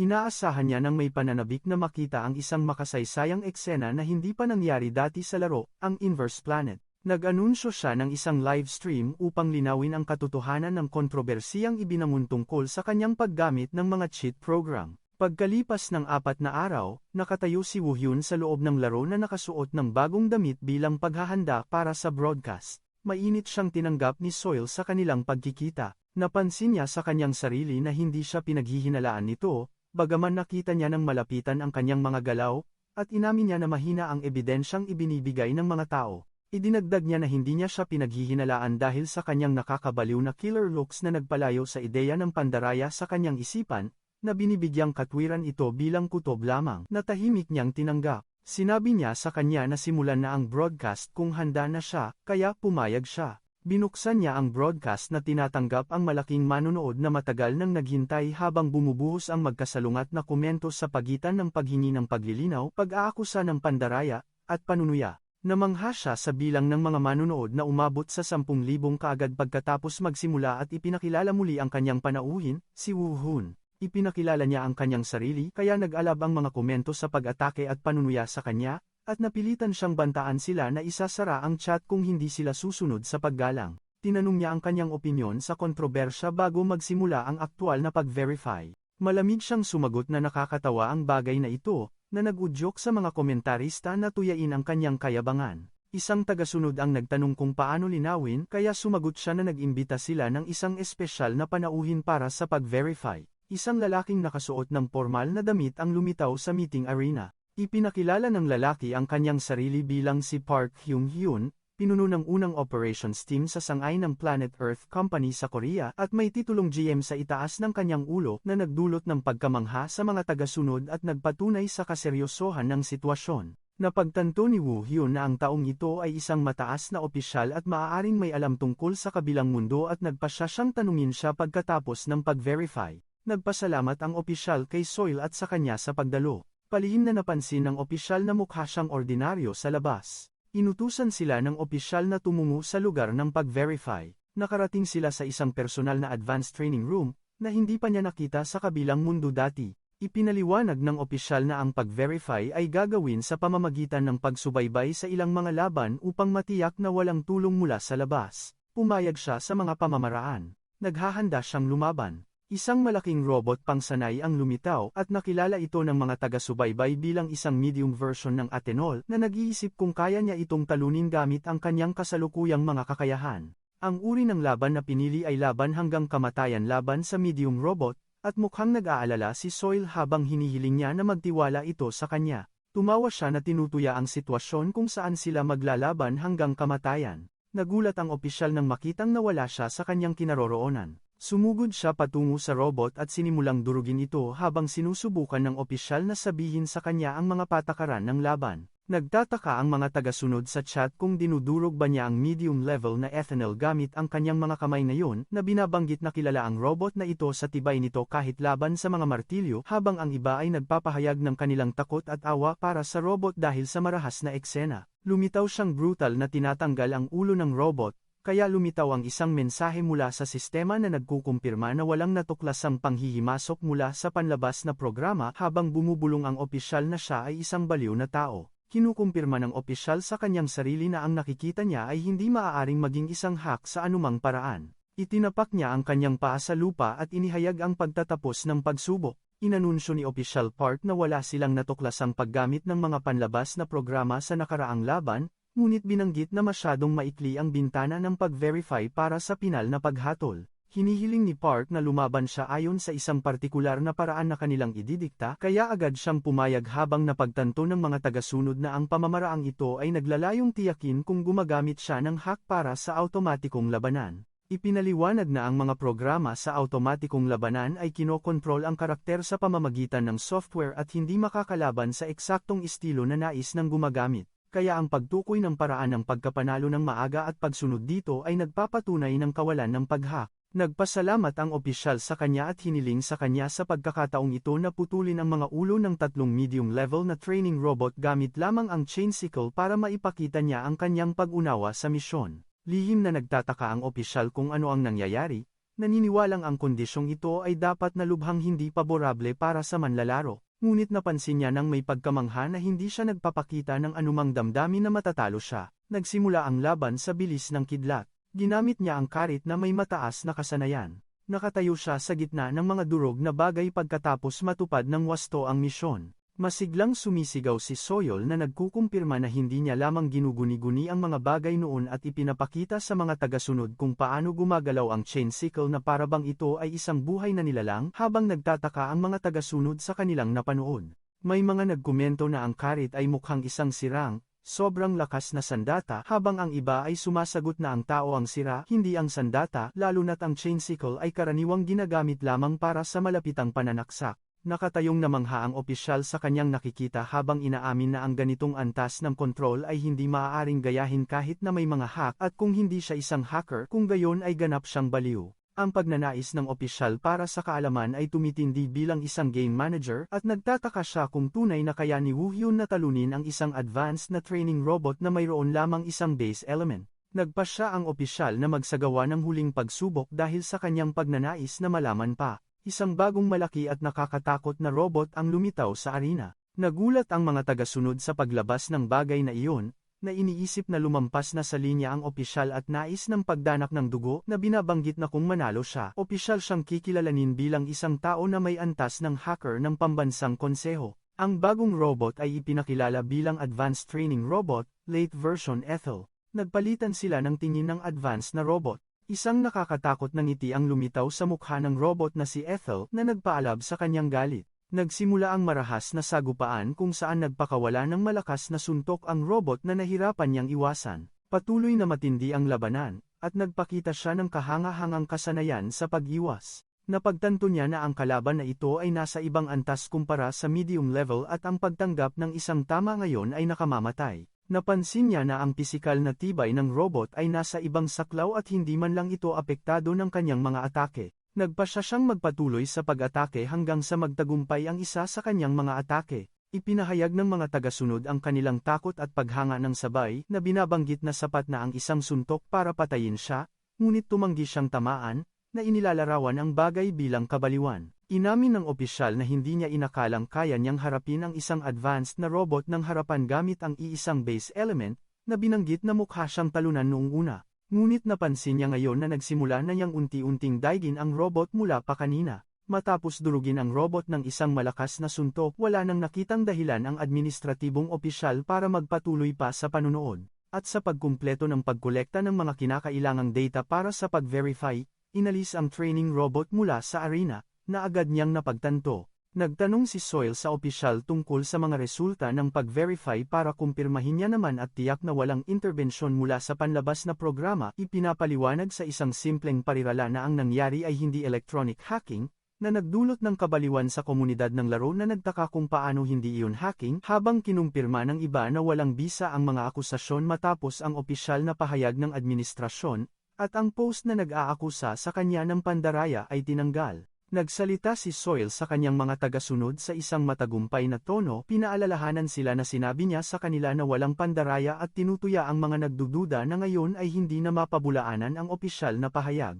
At habang umatras ang mga troll, napansin ng ilan ang kanyang sobrang sigasig at binigyan siya ng palayaw na physical fitness monster na mukhang isang hack dahil sa sobrang lakas, isang terminong hinangaan niya. Sa gitna ng iba't ibang klasifikasyon sa chat, idiniin ni Soil sa lahat na malinaw na tandaan na hindi siya nandadaya kundi nagtataglay ng mga pisikal na kakayahan na mukhang ganoon, pagkatapos ay humingi ng huling komento mula sa kanyang mga panauhin kung saan inilarawan niya ang karanasan bilang masaya habang nagpasalamat ang opisyal sa kanyang pagsisikap. Tinapos ni Soil ang broadcast sa pagpapaalam sa kanyang mga tagasunod na lumampas sa 100,000 na nahati sa pagitan ng mga namangha sa kanyang pag-iisip na mag-farm ng mga mapagkukunan sa yugtong ito at sa mga nanghihinayang sa pagtatapos ng broadcast na naglalayong lamang linisin ang kanyang pangalan na inilarawan ang episode bilang maalamat. Pagkatapos ng broadcast, nagpasalamat si Soil kina Woo Hyun at sa opisyal sa pagpayag na magpakita at binigyan siya ng espesyal na pasasalamat. Kaya sumagot siya ng isang simpleng pagyuko na ipinapaliwanag na hindi na kailangang banggitin pa ang bagay na iyon. Ngumiti ang opisyal na tinutuya ang kanyang paglalarawan sa bagay na iyon bilang simple at nagbabalak na umalis, ngunit bigla niya itong pinigilan kung saan lumingon siya sa kanya at sinabing mayroon siyang nais itanong. Kaya nagpakita ng kahandaang sumagot ang opisyal. Direkta siyang nagtanong kung nakaranas na ba siya ng uri ng mga technical na error, bug sa laro, partikular na ang mga kaso na maaaring pumigil sa manlalaro na lumabas o tumakas dahil sa isang glitch. Itinanggi ng opisyal na nakarinig siya ng anumang katulad niyan, ipinahihiwatig na kung mayroong ganitong malubhang error, hindi sana naging pandaigdigan ang laro na sinang-ayunan niya habang nauunawaan ang kanyang sagot. Nagpa siya ang opisyal na umalis na sa pagkakataong ito, kaya nakahinga ng maluwag si Soul na ipinapahayag ang kanyang ginhawa sa pagtatapos ng tensyonadong sitwasyon. Lumingon siya kay Woo Hyun, pinupuri ang kanyang pagsisikap at sinabi sa kanya na kakalkulahin niya ang kita sa broadcast para kontakin siya mamaya. At sa kabila ng kanyang paglilinaw na hindi niya kailangan ng pera, pumayag siyang hayaan siyang kontakin siya. Naramdaman ni Soil sa loob niya na ang pagpapaalis sa kanya ng ganito ay isang malaking kawalan para sa isang gintong pagkakataon sa content na nasa harap niya, ngunit nag-atubili siyang hilingin na bumalik siya muli sa broadcast. Umatras siya sa pagsasabi ng nasa isip niya, napagtantong nakuha niya lamang ang pahintulot para sa kanyang pagpapakita ngayong araw upang linisin ang kanyang pangalan. Kaya't nagpaalam na lamang siya at nangakong kokontakin siya sa susunod. Nakatayong mag-isa si Woo Hyun na nadidismaya dahil hindi niya nakuha ang impormasyong inaasahan niya tungkol sa kabilang mundo. At sa pansamantala, isang mensahe ang dumating mula kay Jong Nayon na humihiling sa kanya na makipagkita kaagad sa combat preparation room matapos niyang malaman na tapos na ang broadcast. Sinalubong niya siya ng labis na sigasig, tinatanong siya tungkol sa kanyang karanasan sa broadcast at sinasabing ang reaksyon ng komunidad ay pasabog at nakakabaliw. Ipinakita niya ang kanyang hindi pagkagusto sa karanasan, ipinapaliwanag na ang estilo ng pagsunod sa chat at pakikipag-usap habang naglalaro ay hindi nababagay sa kanya na medyo ikinagulat ni Nayon. Nagmungkahi siya ng alternatibong solusyon, naisipin na naglalaro mag-isa nang hindi pinapansin ang chat at nag-alok na ayusin ang lahat ng mga setting para subukan niya ito isang beses ngunit tumanggi siya dahil sa kawalan niya ng pagnanais na mag-broadcast sa simula pa lang. Hindi sumuko si Nayon at iminungkahi na subukan niya ang player versus player, PvP, ngayon. Ipinaliwanag na ang sistemang PvP ay mga labanan na nagaganap sa pagitan ng mga manlalaro at bumubuo ng isa sa dalawang pangunahing haligi ng nilalaman ng Inverse Planet kasama ang Player versus Environment, PvE. Nagtaka siya kung ito ba ang dahilan kung bakit siya ipinatawag kaya kinumpirma niya ito habang tinutuligsa ang kanyang pag-alis nang hindi sinusubukan ang sistemang ito. Sinubukan niyang umiwas sa pagbibigay katwiran sa pamamagitan ng hindi pagpaplanong maglaro ng matagal dahil pakiramdam niya ay hindi nababagay sa kanya ang laro, lalo na sa maliit na posibilidad na makabalik siya sa kabilang mundo.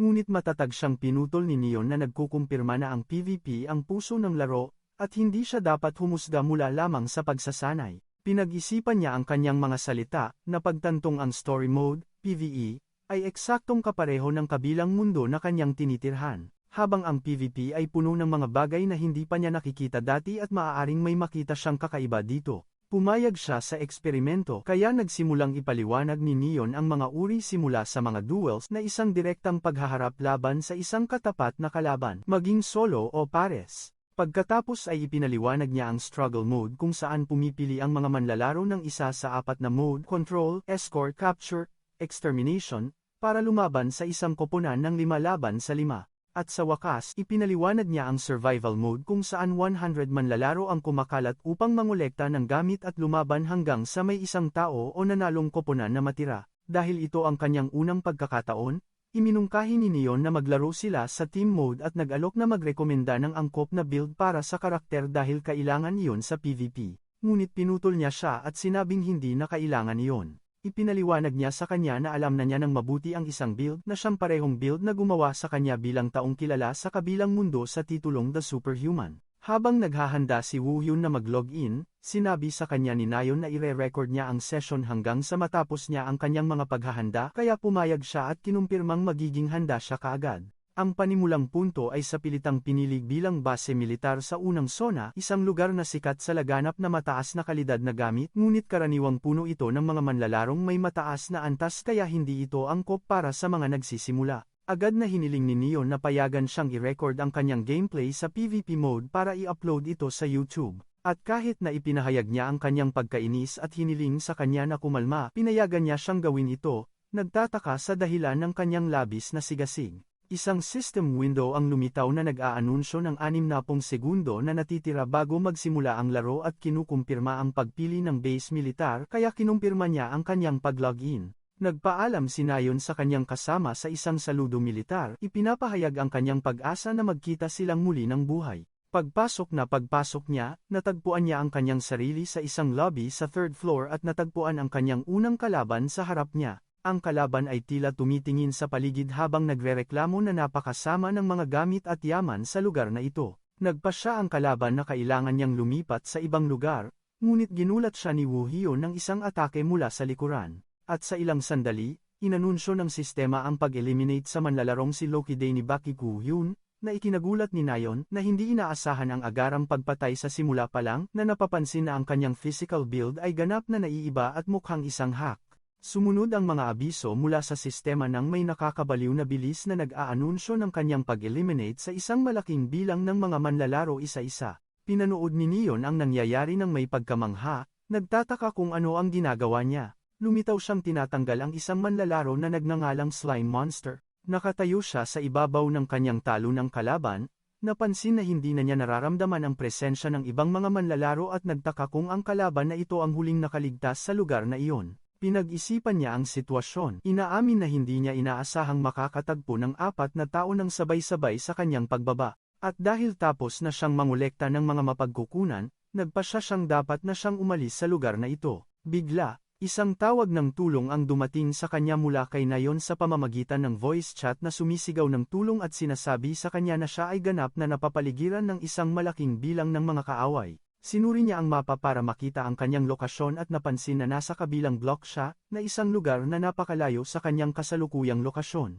Sinabi niya sa kanya na darating siya at tinanong ang kanyang eksaktong lokasyon sa gusali kaya sumagot siya na nasa bubong siya ng 3rd floor. Binalaan niya siya na ang labanan sa mga mas mababang palapag ay nakakabaliw dahil tila nagaganap ang mga laban sa bawat palapag kaya't sapat na ang pagsagot niya bilang pagsang-ayon. Tumalon siya nang may napakalaking bilis kaya't isa sa mga kaaway ay nasilayan siya na nagulat at nauutal sa sorpresa. Nagtaka ang kaaway sa pagkamangha tungkol sa pagkakakilanlan ng taong ito at sa dahilan ng kanyang malaking bilis habang ang isa pang tao ay hiniling sa kanyang kasamahan na ihanda ang kanyang mga kakayahan dahil susubukan niyang antalahin siya kahit papaano. Sumugod siya gamit ang kanyang armas at nakipaglaban sa mga kaaway. Sumigaw sa pagkamangha ang pangalawang tao matapos patayin ni Woo-hyun ang kanyang kasama, at pagkatapos nito, isang abiso ng kanyang pag-eliminate sa manlalaro ang lumitaw. Sinuri ng kalaban ang kanyang estilo at napagtantong siya ay isang pisikal na tipo at umaasa sa isang agility build. Mabangis na umatake ang kalaban habang sumisigaw ng mamatay ka,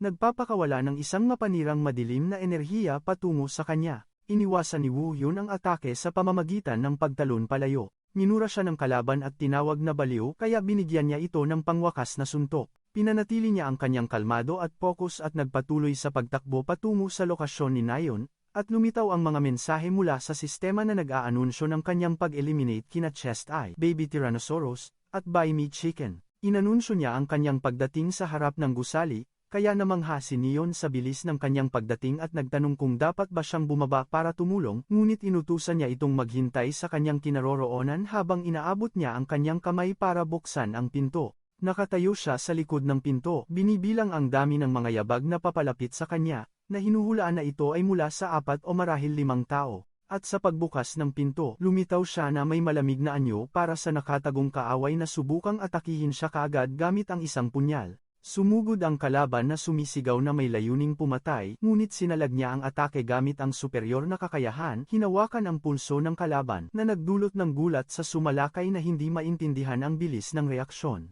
Isang system message ang lumitaw na nag-aanunsyo ng pag-eliminate kay Player Hazard ni Baki Woo-hun, na nakatayo sa ibabaw ng kanyang talunang kalaban habang napagtanto na kailangan niyang bilisan ng kaunti para tapusin ang laban. Sunod-sunod na lumabas ang mga system notification sa nakakabaliw na bilis na nag-aanunsyo ng kanyang pag-eliminate sa sunod-sunod na mga manlalaro na may kakaibang mga palayaw tulad ng maging masunurin sa magulang, shrimp meals, at dental care, na nagpagulat at nagpataka sa kanyang kasama kung paano nangyari iyon sa paulit-ulit na bilis. Napagtanto ni Nayon na nililipol niya ang lahat ng mag-isa, at bigla, lumitaw siya sa tabi nito nang walang anumang ingay. Kaya natakot siya ng husto at napasigaw at umatake sa kanya, na nagawa niyang iwasan, pinapagalitan siya dahil sa biglaang pananakot sa kanya. Inamin niya sa kanya na hindi niya napansin ang presensya nito hanggang sa nasa tabi na niya ito, na may pagkamanghang sinabi na sa ganitong takbo, baka makakuha siya ng 4 na kills ng mag-isa habang iniisip niya kung kailangan pa ba niyang pumunta. Tinanong niya ito kung nalinis na niya ang gusali sa mga kalaban,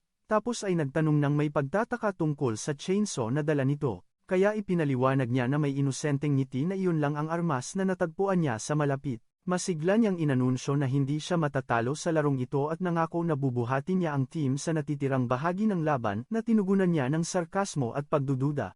Natapos ang laban at inanunsyo ang resulta na nanalo ang team sa unang pwesto mula sa 50 teams kung saan nakamit ni Woo-hyun ang 25 kills habang si Nayon ay may 7 kills at 15 assists. Hindi siya makapaniwala na nakamit nila ang 10 sunod-sunod na panalo at ipinahayag ang kanyang matinding pagod at pagnanais na huminto muna sa araw na iyon, kaya sumang-ayon siya sa kanyang opinyon. Sinabi niya sa sarili na akala niya ay isang normal na estudyante lang ito sa universidad, ngunit lumabas na isa siyang walking human weapon at nagpasya siyang hilahin ito sa mundo ng live streaming anuman ang mangyari. Agad niyang hiniling na maghintay lang ng 2 araw bago simulan ang kanyang pangunahing misyon, ipinangako sa kanya na magpapakita ng angkop na panukala sa stream sa panahong iyon. At sa kabila ng kanyang pagtatangkang linawin ang kanyang kawalan ng interes at na hindi niya orihinal na pinlano ang pangunahing misyon, pinutol niya ito at iginiit na makinig na lang siya sa kanya mamaya at mabilis na umalis. Naiwan siyang mag-isa na iniisip na ang karanasan sa pakikipaglaban sa manlalaro ay hindi nagbigay sa kanya ng mga pahiwatig na hinahanap niya tungkol sa kabilang mundo.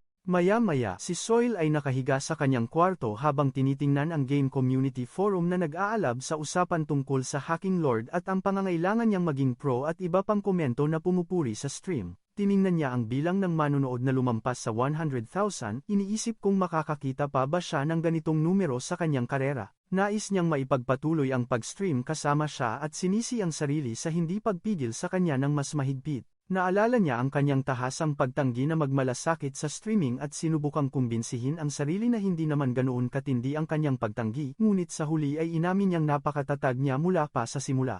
Nagpasya siyang tingnan ang pinansiyal na kita ng stream at labis na nagulat nang makita ang malaking halaga na nakolekta. Kinabukasan, tinawag ni Nayon ang kanyang kasama sa isang cafe kung saan nagtaka ito sa dahilan ng biglaang pagpapatawag para ipakita sa kanya ang screen ng laptop na nagpapakita ng isang proyektong may pamagat na Streamer Project Bak Woo-hyun at Jong Nayan.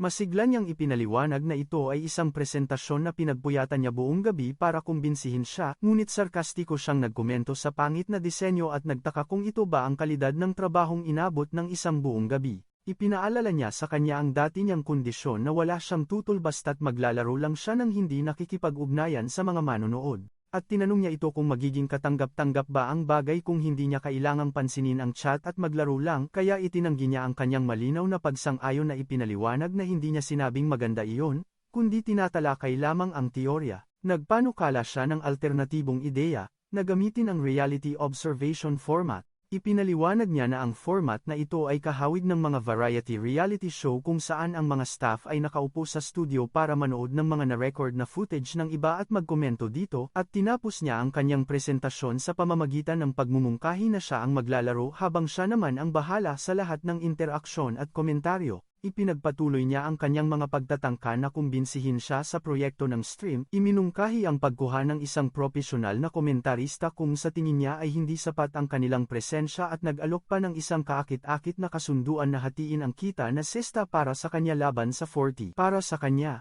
nagtataka kung sapat na ba ang alok na ito, ngunit nanindigan siya sa kanyang tahasang pagtanggi na nagpapakita ng kanyang kawalan ng interes sa bagay na ito. Napagtanto niya na hindi naiintindihan ng kanyang kasama ang halaga ng kita sa streaming kaya tinanong niya kung tiningnan niya ang financial settlement na ipinadala sa kanya ni Streamer Soil noong araw na iyon para maalala niya na nakatanggap siya ng email noong umaga, ngunit hindi niya ito tiningnan dahil sa kanyang pagmamadaling umalis. Binuksan niya ang kanyang telepono para suriin ang mensaheng natanggap mula kay Kang Soil na naglalaman ng unang halaga ng settlement na 6,000 won na may kasamang tala tungkol sa isang kawili-wiling mensahe ng donasyon na kalakip din. Namangha si Nayon sa laki ng halaga, tinuligsa kung paano niya matatanggihan ang streaming sa kabila ng pagkuha ng 6,000 won habang ang kanyang focus ay ganap na nakatuon sa nakalakip na mensahe. Binasa niya ang sunod-sunod na mensahe ng donasyon mula sa isang taong tumatawag sa sarili na Anonymous Viewer 62 na bumati sa kanya at nagtanong kung ano ang pakiramdam niya sa pagbabalik sa realidad. Sinasabing may bagong espesyal na misyon na inihanda para sa kanya at na manonood siya ng kanyang stream mula ngayon.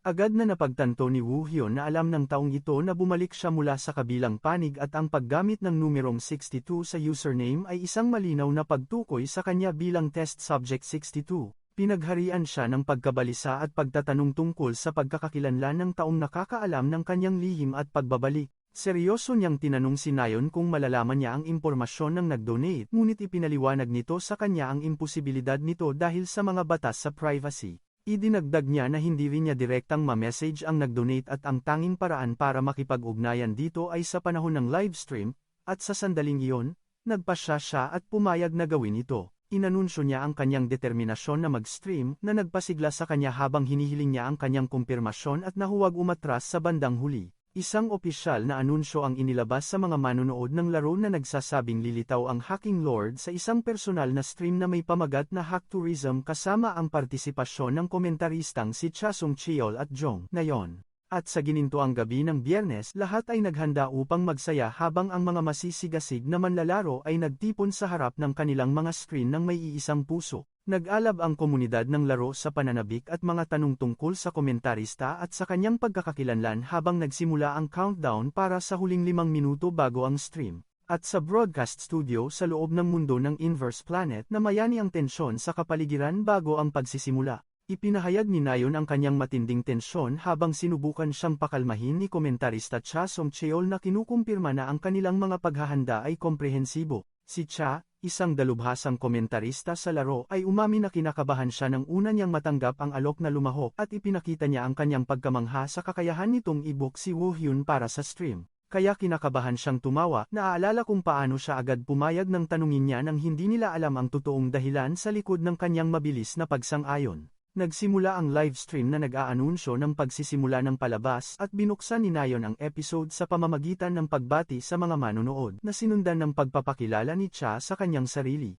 Nag-ingay ang chat sa mga tanong tungkol sa kinaroroonan ni Woo Hyun na hinihiling ang kanyang paglitaw kaya tiniyak niya sa kanila na masyadong maaga para sa pagkadismaya. Lumitaw si Woo Hyun sa loob ng laro sa gitna ng sigawan ng mga tagasunod na nagkumpirmang hindi lang ito clickbait na pamagat at ipinaliwanag ni Nayon na ang hack tour content ay nasa isang variety observation system kung saan sila ay magkokomento at magbibigay ng kanilang mga impression habang nanunood ng kanyang gameplay kung saan naka-activate ang privacy protection mode. At tinanong niya ang mga manonood kung handa na silang magsimula matapos pukawin ang kanilang kuryosidad tungkol sa kanyang estilo ng paglalaro. Ipinadala niya ang senyales ng pagsisimula sa kanya para makatanggap siya ng agarang mensahe sa pamamagitan ng wireless device mula sa Otherworld Management Office na humihiling sa kanya na iligtas ang mga nakaligtas at umalis sa kagubatan. Lumitaw ang mga detalye ng pangunahing misyon na humihiling sa kanya na lampasan ang mga bantay na naghahanap sa nakatakas na test subject at sumali sa opisina sa labas ng kagubatan na kanyang kinumentaryo bilang kapareho ng nakaraang pagkakataon.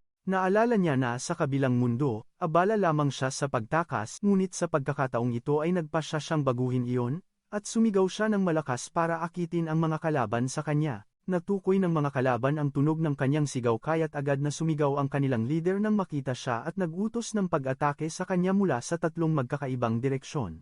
Nakipaglaban siya sa kanyang mga umatake gamit ang kanyang armas ng may kasanayan upang iwasan ang kanilang sunod-sunod na mga suntok at pinagbantaan sila sa matalas na tono na lahat sila ay mamamatay habang iwinawas-iwas niya ang kanyang armas na nagdulot ng malawakang pagkawasak. Nagpaulan ng bala ang mga bantay sa kanya, ngunit nagawa niyang harangin at iwasan ito gamit ang mabilis at tiyak na mga galaw ng kanyang sandata. Umalingaw-ngaw ang mga sigaw ng sakit mula sa isa sa mga kaaway matapos matamaan.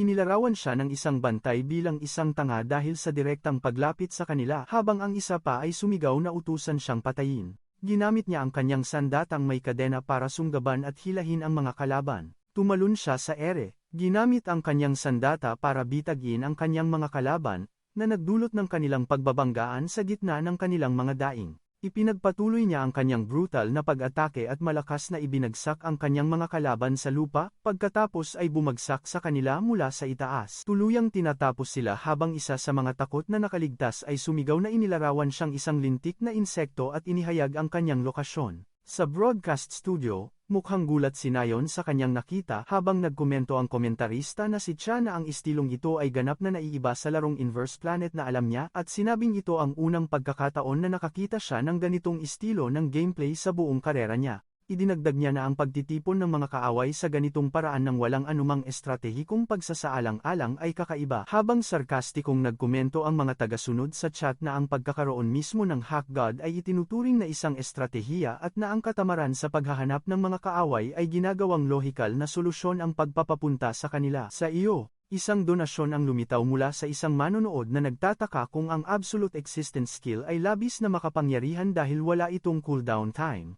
Itinanong ni Nayon ang tanong sa dalubhasang komentarista na mariing itinanggi ito. Ipinaliwanag ni Cha na karamihan sa mga kasanayan ay may mga cooldown time at sa makatuwid ang build ni Woo Hyun na umaasa sa mga pangunahing elemento na walang cooldown ay maaaring magmukhang napakalakas. Ipinagpatuloy ng komentarista ang pagpapaliwanag na ang absolute existence ay nagpapalakas lamang ng mga pisikal na kakayahan at hindi nagpapabuti ng katalinuhan sa labanan o kahusayan ng sandata na ipinaalala sa lahat na naglalaro siya ng walang anumang mga pagwawasto sa sistema, at tinapos niya ang kanyang pagsusuri na ang kahanga-hangang pagganap ay dahil sa siya ang gumagamit ng kakayahan at na kung taglay niya ang mga pisikal na katangiang ito sa katotohanan, lalaban siya sa parehong paraan. Bumalik ang eksena sa laro kung saan sumisigaw ang mga guwardiya tungkol sa pangangailangan na palibutan ang target. Biglang lumitaw si Kim Cheol, isang team leader sa Otherworld Management Office, na humihiling sa lahat na ibaba ang kanilang mga sandata at sumuko ng mapayapa. Ipinakilala ang opisina bilang isang departamento ng gobyerno na responsable sa pagsugpo sa mga sumasalakay na nilalang na tumatawid sa mga dimensional gate at ipinaliwanag ng teksto na pangunahing nagtatrabaho sila sa pagpigil at pagsugpo sa mga mapanganib na nilalang sa loob ng inverted world kung saan nagkakapatong-patong ang mga dimensyon. Agad na nakilala ni Woo Hyun si Kim Cheol, nagulat na makita siya bilang isang team leader sa lugar na ito at napansin ang kanyang mga damit. Napagtanto ni Kim na siya ay isang biktima na tumatakas mula sa lab kaya't humingi siya ng paumanhin para sa kabastusan at inutusan ang kanyang mga tauhan na huminahon, na tinanggap ni Woo ng mahinahon. Napansin ng leader ang wireless device sa kanyang kamay kaya sinabi sa kanya ng huli na nakuha niya ito mula sa isang ahente sa loob ng lab. Napagpasyahan ni Kim na namatay na ang ahente, at napansin ni Woo Hyun sa sarili na taglay pa rin ng leader ang parehong mabait na puso na mayroon siya sa kabilang mundo. Hiniling sa kanya ni Kim na manatili sa opisina ng pamamahala hanggang sa makumpirma ang kanyang pagkakakilanlan upang maiwasan ang mga kaso ng impersonasyon ng mga kaanib sa lab. Kaya't pumayag siya, at nagpasalamat sa kanya ang leader na nangangakong gagabayan siya. Inanunsyo ng laro ang pagkumpleto ng pangunahing misyon sa pamamagitan ng pagsali sa opisina ng pamamahala at nakakuha siya ng bagong antas at 1 puntos ng lakas at lumitaw ang gusali ng punong tanggapan ng opisina. Umupo siya sa isang silid na kahawig ng isang silid konsultasyon sa loob ng punong tanggapan, hindi makapaniwala na napunta siya rito. Naalala niya ang kanyang mga alaala matapos makatakas sa lab sa kabilang mundo kung saan tumanggap siya ng mga kahilingan mula sa mga korporasyon upang makalikom ng pera para sa paghihiganti, kabilang ang mga pagpatay at pagkidnap. Ngunit itinuro niya na ang karamihan sa kanyang trabaho ay binubuo ng mga operasyon ng pagsugpo sa loob ng inverted world. Naalala niya ang kanyang mga alaala mula sa kabilang mundo kung saan ang mga korporasyon ay walang pakundangang nililinis ang inverted world sa paghahanap ng mga pagnakawan. At nang malaman nilang walang silbi ang pagnakawan na iyon, ipinasa nila sa kanya ang misyon ng paglilinis na hindi maiiwasang humantong sa kanyang pagkasangkot sa Otherworld Management Office.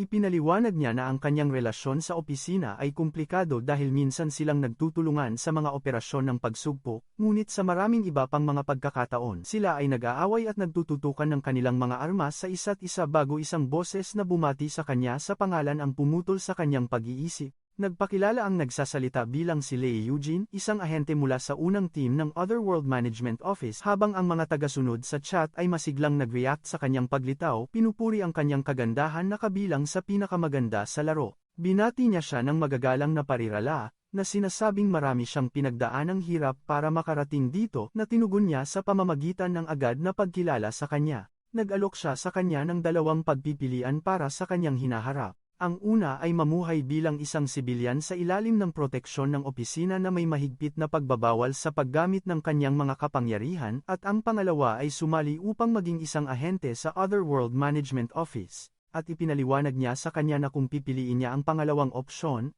hindi siya agad magtatrabaho bilang isang ganap na autorisadong ahente, ngunit sasailalim sa wastong pagsasanay at ipapadala lamang sa larangan kapag hinuhusgahan nilang handa na siya para doon. Naisip niya ang kakaibang kabalintunaan kung saan dati niyang pinapatay ang mga ahente ng opisina sa kabilang mundo at ngayon ay naging potensyal na kasamahan nila siya. Hiningi niya ang kanyang huling desisyon kaya't nagsimula siyang sumagot ngunit biglang naputol ang broadcast na nagdulot ng sama ng loob ng mga tagasunod na humiling na huwag huminto dito. Sa kaibuturan, napagtanto niya na ang pagpili ng buhay sibilyan ay mangangahulugan ng pagbabalik sa pagtatrabaho bilang isang mersenaryo para sa mga korporasyon tulad ng nangyari doon, isang landas na hindi niya nais ulitin. Gayun din, ang kanyang pag-usisa tungkol sa mga panloob na gawain ng opisina ay isang karagdagang motibo. Inanunsyo niya ang kanyang desisyon na sumali bilang isang ahente kaya tinanggap ni Eugene ang kanyang desisyon na isinasaalang-alang na magiging malaking tulong siya sa kanila. Ibinunyag niya sa kanya na ang mga korporasyon ay patuloy na nagre-recruit ng mga awakened kamakailan,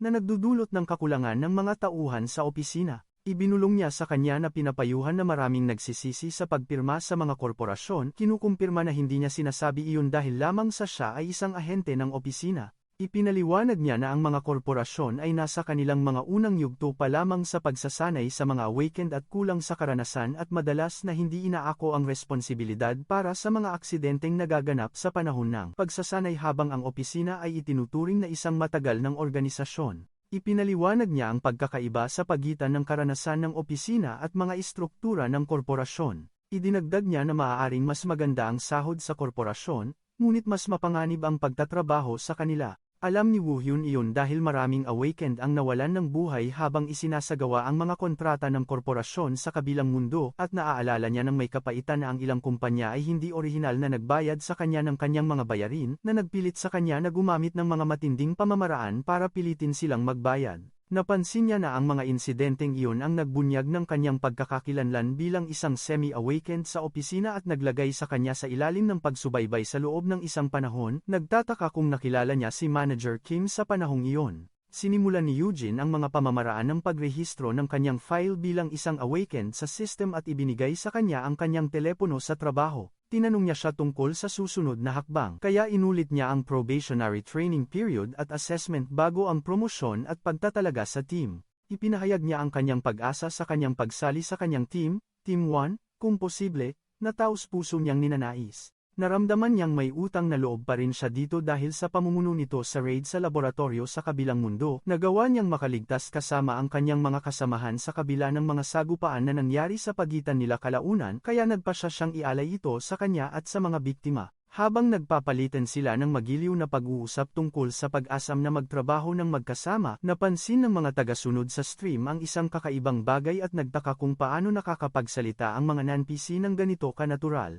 Itinuro ng mga komentarista na karaniwan ay hindi nakikipag-usap ang mga NPC sa ganitong tama at detalyadong paraan. Nagtaka si Natcha at Nayon sa mga available na opsyon, habang nagulat siya dahil ang karakter ni Leeujin na nakilala niya ay ganap na naiiba sa nakikita niya ngayon. Napagtanto ni Cha ang nakakagulat na katotohanan. Ito ay fully responsive eye technology. Ang ganitong uri ng eye ay tinukoy bilang may kakayahang tumugon ng ganap sa anumang sitwasyon o kahilingan at malayang makipag-usap, hindi tulad ng mga tradisyonal na NPC. Itinuro niya na ang teknolohiyang ito ay kumukonsumo ng napakalaking mapagkukunan at inakalang imposibleng ilapat sa mga online na laro. Nagtataka kung nalutas na nila ang problema sa mapagkukunan. Hindi sumang-ayon si Cha sa opinyon ni Nayon sa paniniwalang isa itong nakatagong Easter egg at kung hindi ito itatago ng ganito, na nagpapahiwatig na may mga kondisyon para ma-activate ito. Ipinapalagay niya na ang minimum na kondisyon ay magsimula sa zero enhancement ratio mula sa simula na siyang pangunahing pagkakaiba sa pagitan ng isang normal na manlalaro at isang pay-to-win na manlalaro. Tinapos ni Nayon ang stream na kinukumpirma na sasabog ang mga forum sa mga talakayan at ipinahayag ni Cha ang kanyang matinding sigasig at pag-asam sa opisyal na anunsyo mula sa kumpanya hanggang sa puntong hindi siya makakatulog. Sa broadcast room, itinuro ni Nayon na ang isang taong lubos na interesado sa kuwento ng laro ay tiyak na makikitang kawili-wili ang sitwasyon na nagpapahiwatig ng posibilidad na mag-imbita ng isang malaking panauhin sa hinaharap. Pagkatapos ay kinausap niya si Komentator Cha na may panghihinayang na inanunsyo na ang napagkasunduang pag-usad ng kwento para sa araw na ito ay dito na nagtatapos. Inaanyayahan ang manonood na abangan ang susunod na stream para tapusin ito at inanunsyo ang paglipat ngayon sa PvP content sa gitna ng mga pagtutol ng manonood. Lumitaw si Woo-hyun sa silid ng paghahanda para sa laban habang napansin na hindi pa lumilitaw si Anonymous Viewer 62. Kanina, hiniling niya kay Nayon na ipaalam agad sa kanya kung nagpadala ang manonood na ito ng anumang donasyon o komento na nagpapatunay na wala siyang pakialam sa kasalukuyang sitwasyon kaysa sa bagay na iyon. Kaya't pumayag siya, at nagpasya siyang tapusin ang stream dahil wala namang kontak mula sa kanya. Nagpadala siya ng mensahe na nagsasabing handa na siya, kaya inanunsyo niya ang pagpapatuloy sa bahagi ng PvP. Napansin ni Cha na ito ang unang pagkakataon na sumailalim ang manlalarong hacker sa isang opisyal na laban kung saan magsisimula sa normal na liga. Sinuri ang sistema ng pagraranggo sa Inverse Planet na binubuo ng 8 ranggo kung saan kailangang manalo ng 10 laban sa normal na liga upang maabot ang ranggo ng Bronze. Ipinaliwanag ni Cha na ang mga profesional na manlalaro ay nangangailangan ng average na 30 minuto para makamit iyon, habang ang mga normal na manlalaro ay tumatagal ng 2 oras, na nagpadama sa mga tagasunod ng pagkadismaya sa kanilang antas ng paglalaro. Biglang, isang bagong mensahe ng misyon ang lumitaw na humihiling kay Woo-hyun na maabot ang ranggo ng Bronze sa loob ng 30 minuto kapalit ng isang pinansiyal na gantimpala na 500,000 won na nagdulot ng pagkamangha ni Nayon. Nag-message si Nayon sa kanyang kasamahan na inilalarawan ang misyon bilang kamangha-mangha at nagtataka kung kaya niyang manalo ng 10 laban sa kalahating oras. Habang nagtataka ang mga tagasunod kung ang pagtanggap sa hamon ay tiwala sa sarili o kayabangan, na humihingi ng pagmamadali. Tumaas ang pananabik sa studio at inanyayahan niya ang lahat na manood hanggang sa huli habang itinuro ng tagapagsalaysay na hindi pa nila alam kung ano ang naghihintay sa kanila. Nagtagumpay ang matching system sa paghahanap ng isang normal na solo match sa Zone 6 Residential District at magsisimula ang unang round sa loob ng 10 segundo. Ipinahayag ni Cha ang kanyang pagkamangha nang makita siyang gumagamit ng isang sandata na hindi pa niya nakikita dati at sinuri niya ang sitwasyon na nagtataka kung ito ba ay isang close-range build na sinasabi ang posibilidad ng ganap na control kung mapapanatili niya ang distansya. Nagsimula ang unang round, at nagtaka si Cha kung minamaliit ng kalaban si Woo-hyun habang sinimulan ng kalaban na i-activate ang kasanayan sa Ice Explosion.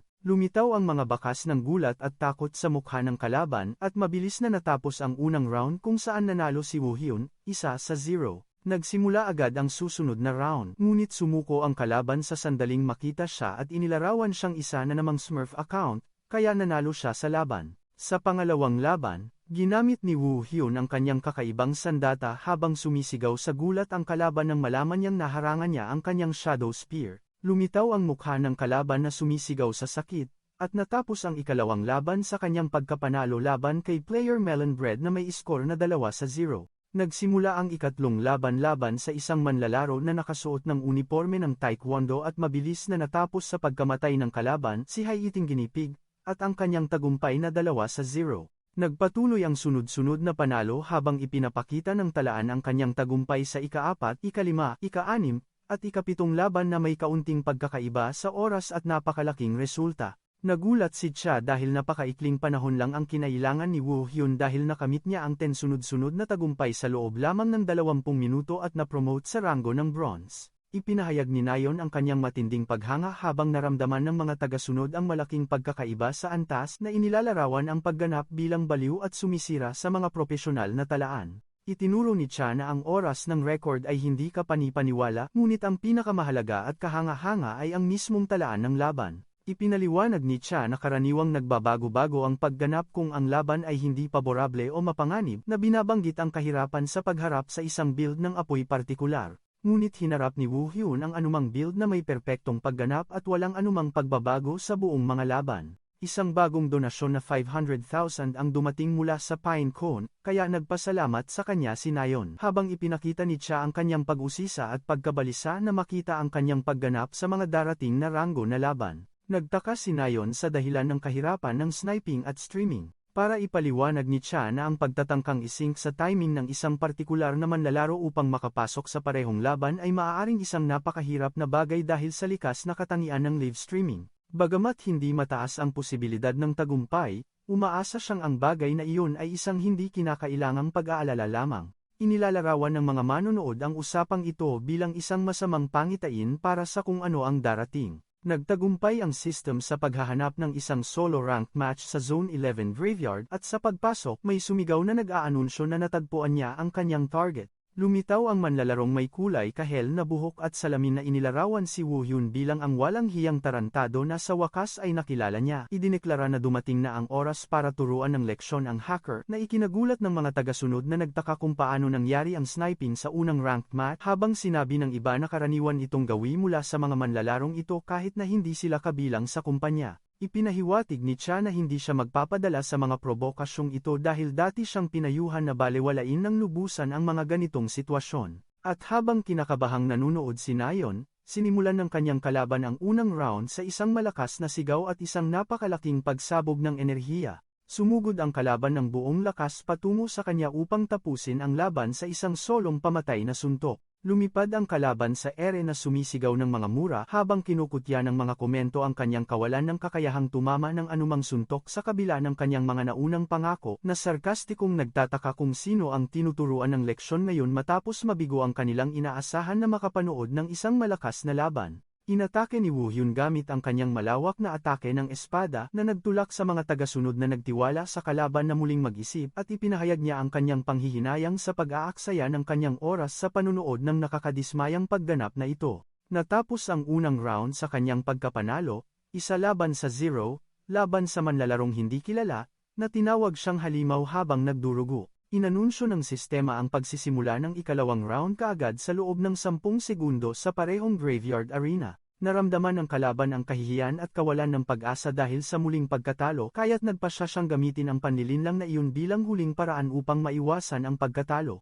Nagsimula ang ikalawang round sa gitna ng isang tenso na kapaligiran kung saan napansin ni Woo Hyun ang isang kakaibang bagay sa kanyang kalaban na napapalibutan ng isang aura ng enerhiya. Naramdaman niya na ang kapaligiran na pumapalibot sa labanan ay kapansin-pansing nagbago. Sinuri niya ang sitwasyon. Napansin na ang aura ng kalaban ay naging mas matalas at mas mabigat kaysa dati at sinuri ang kanyang mga galaw, naging napaka-epektibo at nagpaalala sa kanya ng istilong Edaville. Tumawa ng parang baliw ang kalaban na nag-aanunsyo na sa wakas ay napagtanto na ni Woo Hyun, na sinasabing sadyang pinagbigyan niya ito sa unang round. Naalala niya noon na ito ang ibig sabihin kapag ang kalaban ay isang hacker o isang provoker, bumalik ang kanyang alaala tungkol sa sitwasyon at inalala ang payo ni Nayeon na sinabing durugin sila ng lubusan at wasakin ang kanilang ego. Napansin ng kalaban na biglang nagbago ang kapaligiran sa paligid niya, ngunit tiniyak sa kanyang sarili dahil taglay niya ang isang napakalaking kalamangan na hindi dapat katakutan. Sumigaw ng galit ang kalaban, hinihiling sa kanya na huwag magpanggap na kalmado habang malamig na sinasalag ng huli ang kanyang atake. Nagpakawala siya ng isang marahas na ganteng salakay, na nagpasigaw sa kalaban sa sakit at tinawag siyang tarantado. Umalingaw ang mga sigaw ng sakit mula sa kalaban habang tumatanggap siya ng mga suntok. Sinumpa ng kalaban ang kanyang masamang kapalaran habang bumabagsak sa lupa. Nagtaka ang lahat sa pagkamangha kung ano ang nangyayari habang kinumpirma ni Nayon ang katumpakan ng kanilang nakikita. Napansin ni commentator Cha na sadyang iniiwasan niyang ibigay ang pangwakas na suntok sa kabila ng pagkakaroon ng maraming pagkakataon at kinumpirma niya na sinusunod ng Diyos ng mekanika ang kanyang payo ng eksakto. Kinakabahang inamin niya na sinabihan niya itong durugin ang kalaban, ngunit hindi niya inaasahan ang ganitong kalupit na resulta na naging dahilan para bansagan siya ng mga tagasunod na nakakatakot na babae na gumawa ng halimaw at natatakot na nag-iisip kung anong susunod na payo ang maaari niyang ibigay. Umupo sa lupa ang talo ng kalaban na nagtataka sa takot kung sino ang taong ito sa harap niya habang nakatayo siya sa ibabaw nito na malamig na itinututok ang kanyang espada sa kanya. Itinaas niya ang kanyang espada na idinidirekta ang kanyang pananalita sa kanyang takot na kalaban, inanunsyo na ibabalik niya ang mga salitang sinabi niya kanina, pagkatapos ay iwinasiwas ang espada pababa upang tapusin ito. Inanunsyo ng laro ang pagtatapos ng ikalawang round na may malaking tagumpay para kay Baki Koo-hyun na may score na 2-0 laban sa hindi kilalang manlalaro upang makoronahan bilang huling nagwagi sa laban. Pagkatapos niyon, ipinagpatuloy niya ang kanyang sunod-sunod na panalo na may hindi mapigilang momentum, nakakamit ng tagumpay pagkatapos ng tagumpay sa mga normal na laban at duwelo, sinira ang hadlang ng 30 sunod-sunod na panalo sa record na oras. Sa commentary studio, natulala si Nayon sa pag-abot niya sa gold rank habang ipinapahayag ang kanyang gulat sa pagkamit niya ng record na 30 sunod-sunod na panalo sa kanyang unang stream, na nagpatigil hininga sa mga tagasunod na nagtataka kung ito ba ang tinatawag na smurfing at kung ano ang kinakain niya para lumakas ng ganito. Agarang hiniling ng mga tagasunod sa chat na ituro sa kanila ang build ng kanyang karakter kaya't nag-atubili siya noong una dahil karamihan sa mga manlalaro ay ayaw ibunyag ang kanilang mga sikreto, ngunit nagpasya siyang tanungin siya. Mahiyain siyang nag-message sa kanya na nagtatanong tungkol sa posibilidad na ibunyag ang build habang binibigyang diin ang kanyang kalayaan na tumanggi, ngunit pumayag siya ng simple na sinasabing, bakit hindi? Nagdulot ng kanyang pagkamangha at kagalakan. Inanunsyo niya sa mga manonood na ibubunyag ng Diyos ng mekanika ang kanyang build at naaayusin niya at ipopost ito sa community board pagkatapos ng stream na nagdulot ng isang alon ng pagkamangha sa mga tagasunod na hindi makapaniwala na isang manlalaro na may ganitong kumpiyansa ay magbubunyag ng kanyang mga sensitibong sikreto. Habang paubos na ang oras, nagpaalam siya at si Cha sa mga manonood na may pagyukod ng pasasalamat na inanunsyo ang pagtatapos ng mahabang stream. Matapos patayin ang mga kamera, inilarawan ni Cha ang nangyari bilang kabaliwan, itinuturo ang fully adaptive eye, ang sunod-sunod na panalo, at ang pagbubunyag ng build. Hinuhulaan na mag-aalab ang mga community board sa pag-uusap tungkol sa mga ito. Tinanong niya si commentator Cha tungkol sa kasalukuyang record para sa pinakamataas na bilang ng sunod-sunod na panalo, kaya ipinaliwanag nito sa kanya na ang record ay hawak ni player Butler na may 76 na panalo na nakamit habang pinapa-level up ang kanyang alt account.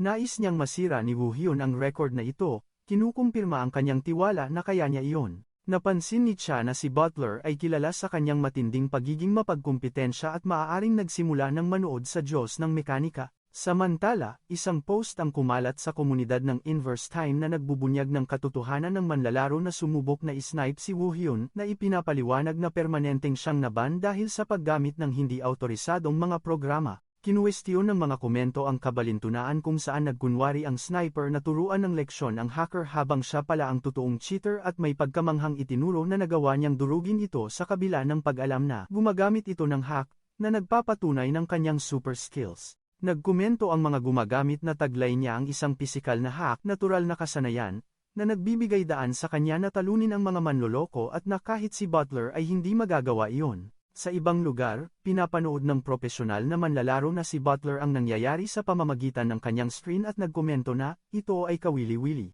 Ilang araw ang lumipas at nagsimula ang ikalawang stream kung saan nakatayo si Woo-hyun sa isang kagubatan na napagtanto na hindi lumitaw si Anonymous Viewer 62 sa nakaraang stream at nagtaka sa sarili kung may kulang pa ba.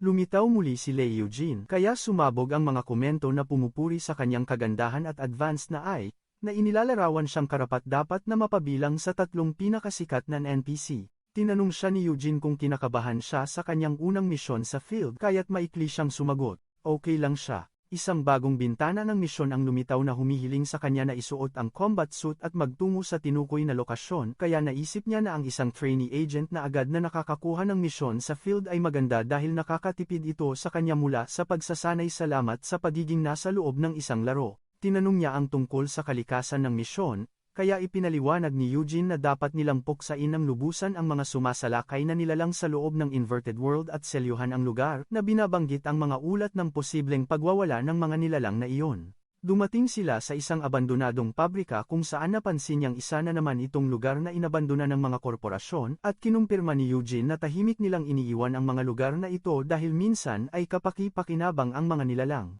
Bumuntong hininga siya sa lungkot na sinasabing ang mga korporasyon ay gumagawa ng gulo tapos ay tumatabi kapag wala ng kita na sinang-ayunan niya ng mapagtantong magkatulad ang mga gawain ng korporasyon sa parehong mundo. Ipinaliwanag niya na ang mga sumasalakay na nilalang sa pagkakataong ito ay uri ng insekto, maliit ang sukat at mababa ang panganib, ngunit ang kanilang malaking bilang ay ginagawang nakakainis ang pagharap sa kanila. Sinalubong sila ni Sergeant Park Jahon sa tarangkahan na nagsasagawa ng isang military salute na nagtatanong kung sila ba ay mga awakened na kaanib sa opisina ng pamamahala. Kinumpirma iyon ni Eugene at pinasalamatan siya para sa kanyang pagsisikap, kaya pinayagan niya silang pumasok. Pagpasok nila, nakita ni Woo Hyun ang isang malaking neon gate sa gitna ng abandonadong pabrika at nagkomento na ito ang unang pagkakataon na nakakita siya ng isang gate na lumitaw sa isang lugar na tulad nito. Tinitigan niya ng mabuti ang tarangkahan, napansin na mukhang pamilyar ito sa kanya. Naalala niyang nakita rin ang lugar na ito sa mundong impyerno,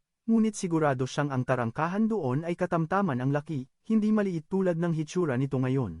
At habang papasok na siya, nagtaka siya kung may mali. Pagkatapos ay may isa pang karakter na lumitaw na ng uuyam gamit ang pariralang, "Naku po, tingnan mo nga naman kung sinong nandito." Si Choi Hyung-cheol, ang awakened na kaanib sa Gumshin Electronics, ay lumitaw na may sarkastikong ngiti, tinatanong kung bakit naroon si Senior Agent Lee Eugene sa isang maliit na extermination site na tulad nito. Lumapit siya sa kanila na nagkukunwaring nagulat na nagkataon na magkapareho ang kanilang mission site. Kinwestiyon ni Eugene ang kanyang sinabi, itinuturo na inabandona na nila ang lugar na ito noon at ngayon ay sinasabing misyon ito, inaakusahan siyang may binabalak, pero itinanggi niya iyon at sinabing nakakasakit ng damdamin ang akusasyon. Humarap siya kay Woo Hyun. Tinanong kung ito ba ang bagong empleyado na sumali lang sa opisina kamakailan at sinabihan ito na sumali na lang sa isang korporasyon kaysa magdusa ng walang kabuluhan sa management office. Matalas na sumingit si Eugene at binalaan siyang huwag nang lumampas pa sa linya. Tinaas ni Choi ang kanyang kamay na bahagyang sumusuko, sinasabi sa kanya na ibibigay na niya ang inverted world na ito para siya na ang bahala.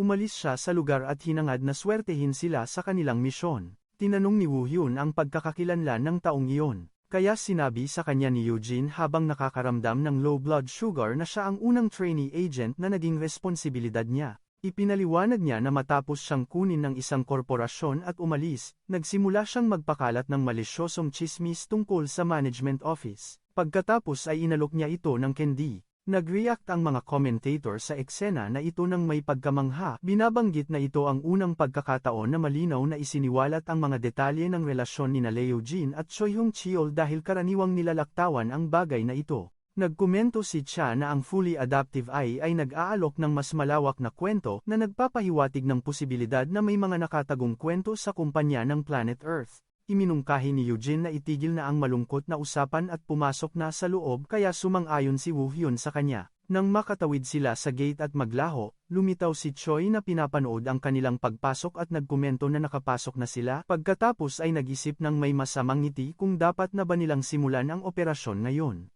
Pagkalipas ng 20 minuto, lumipat ang eksena sa loob ng inverted world. Lumitaw si Woo Hyun na pinupunasan ang kanyang bibig gamit ang kamay at nakatayo sa ibabaw ng mga labi ng isang labanan. Naalala niya ang sandaling nakatayo sila sa harap ng pasilyo patungo sa inverted world bago pumasok kung saan napansin niya noon na ang lugar ay eksaktong katulad ng mundo sa kabilang panig. Bigla, may na-detect na glitch si Eugene at malakas na tinawag ang rookie at sumigaw na mag-ingat habang tinutulak siya palayo ng isang misteryosong puwersa. Natagpuan niya ang kanyang sarili na nag-iisa sa gubat na palingalinga. Iniisip kung napahiwalay ba siya rito. Itinuring niyang karaniwang pangyayari ang pagguho ng pasilyo dahil sa mga external shock at nagpa siya na harapin muna ang mga gagamba na nagsimulang lumitaw bago siya hanapin. Inilabas niya ang kanyang punyal habang kumikinang ang kanyang mga mata sa dilim, naghahanda para lumaban. Sa ibang lugar, ginamit ni Eugene ang Thunder Spread skill para patayin ang mga kalaban na nakapaligid sa kanya, ngunit napansin niya nang may inis na walang tigil ang pagdagsa ng mga halimaw gaano man karami ang kanyang patayin. at napagtanto niya na ang laki ng gubat ay tila mas malapit sa isang medium-scale na inverted world, hindi maliit tulad ng sinabi sa kanila. Napabuntong hininga siya na may pagdududa, kinukumpirma sa sarili na mayroong kahina-hinalang nangyayari. Umaasa siyang okay lang ang rookie habang lumitaw si Choi sa kanyang likuran na umaatake gamit ang isang sibat na apoy. Lumingon siya sa gulat na sumisigaw, ano? Nakikita ang patraydor na atake na paparating sa kanya. Sarkastikong tumawa si Choi, na nagdulot ng kanyang pagkabigla habang nagtataka siya sa dahilan ng kanyang presensya sa lugar na ito. At habang nag-aapoy ang kanyang braso, sinagot niya ito ng may tuso ng ngiti na nagmumungkahing ituring na lamang ang bagay na iyon bilang isang sikretong misyon. Sumugod siya patungo sa kanya na umaatake at sinabi sa kanya na sumusunod lamang siya sa mga utos, hinihiling na huwag siyang magtanim ng malaking sama ng loob sa kanya. Inilarawan niya ang kanyang sinabi bilang kalokohan, ngunit napagtanto rin niya na napakalalim ng kanyang sugat. Nagpasya siyang kailangan niyang tumakas muna sa lugar. Ginamit niya ang kanyang mga kakayahan upang lumikha ng isang pananggalang at pagkatapos ay nagdulot ng isang pagsabog upang guluhin ang kalaban. Sumigaw si Choi sa kanyang mga kasamahan na utusan silang habulin siya.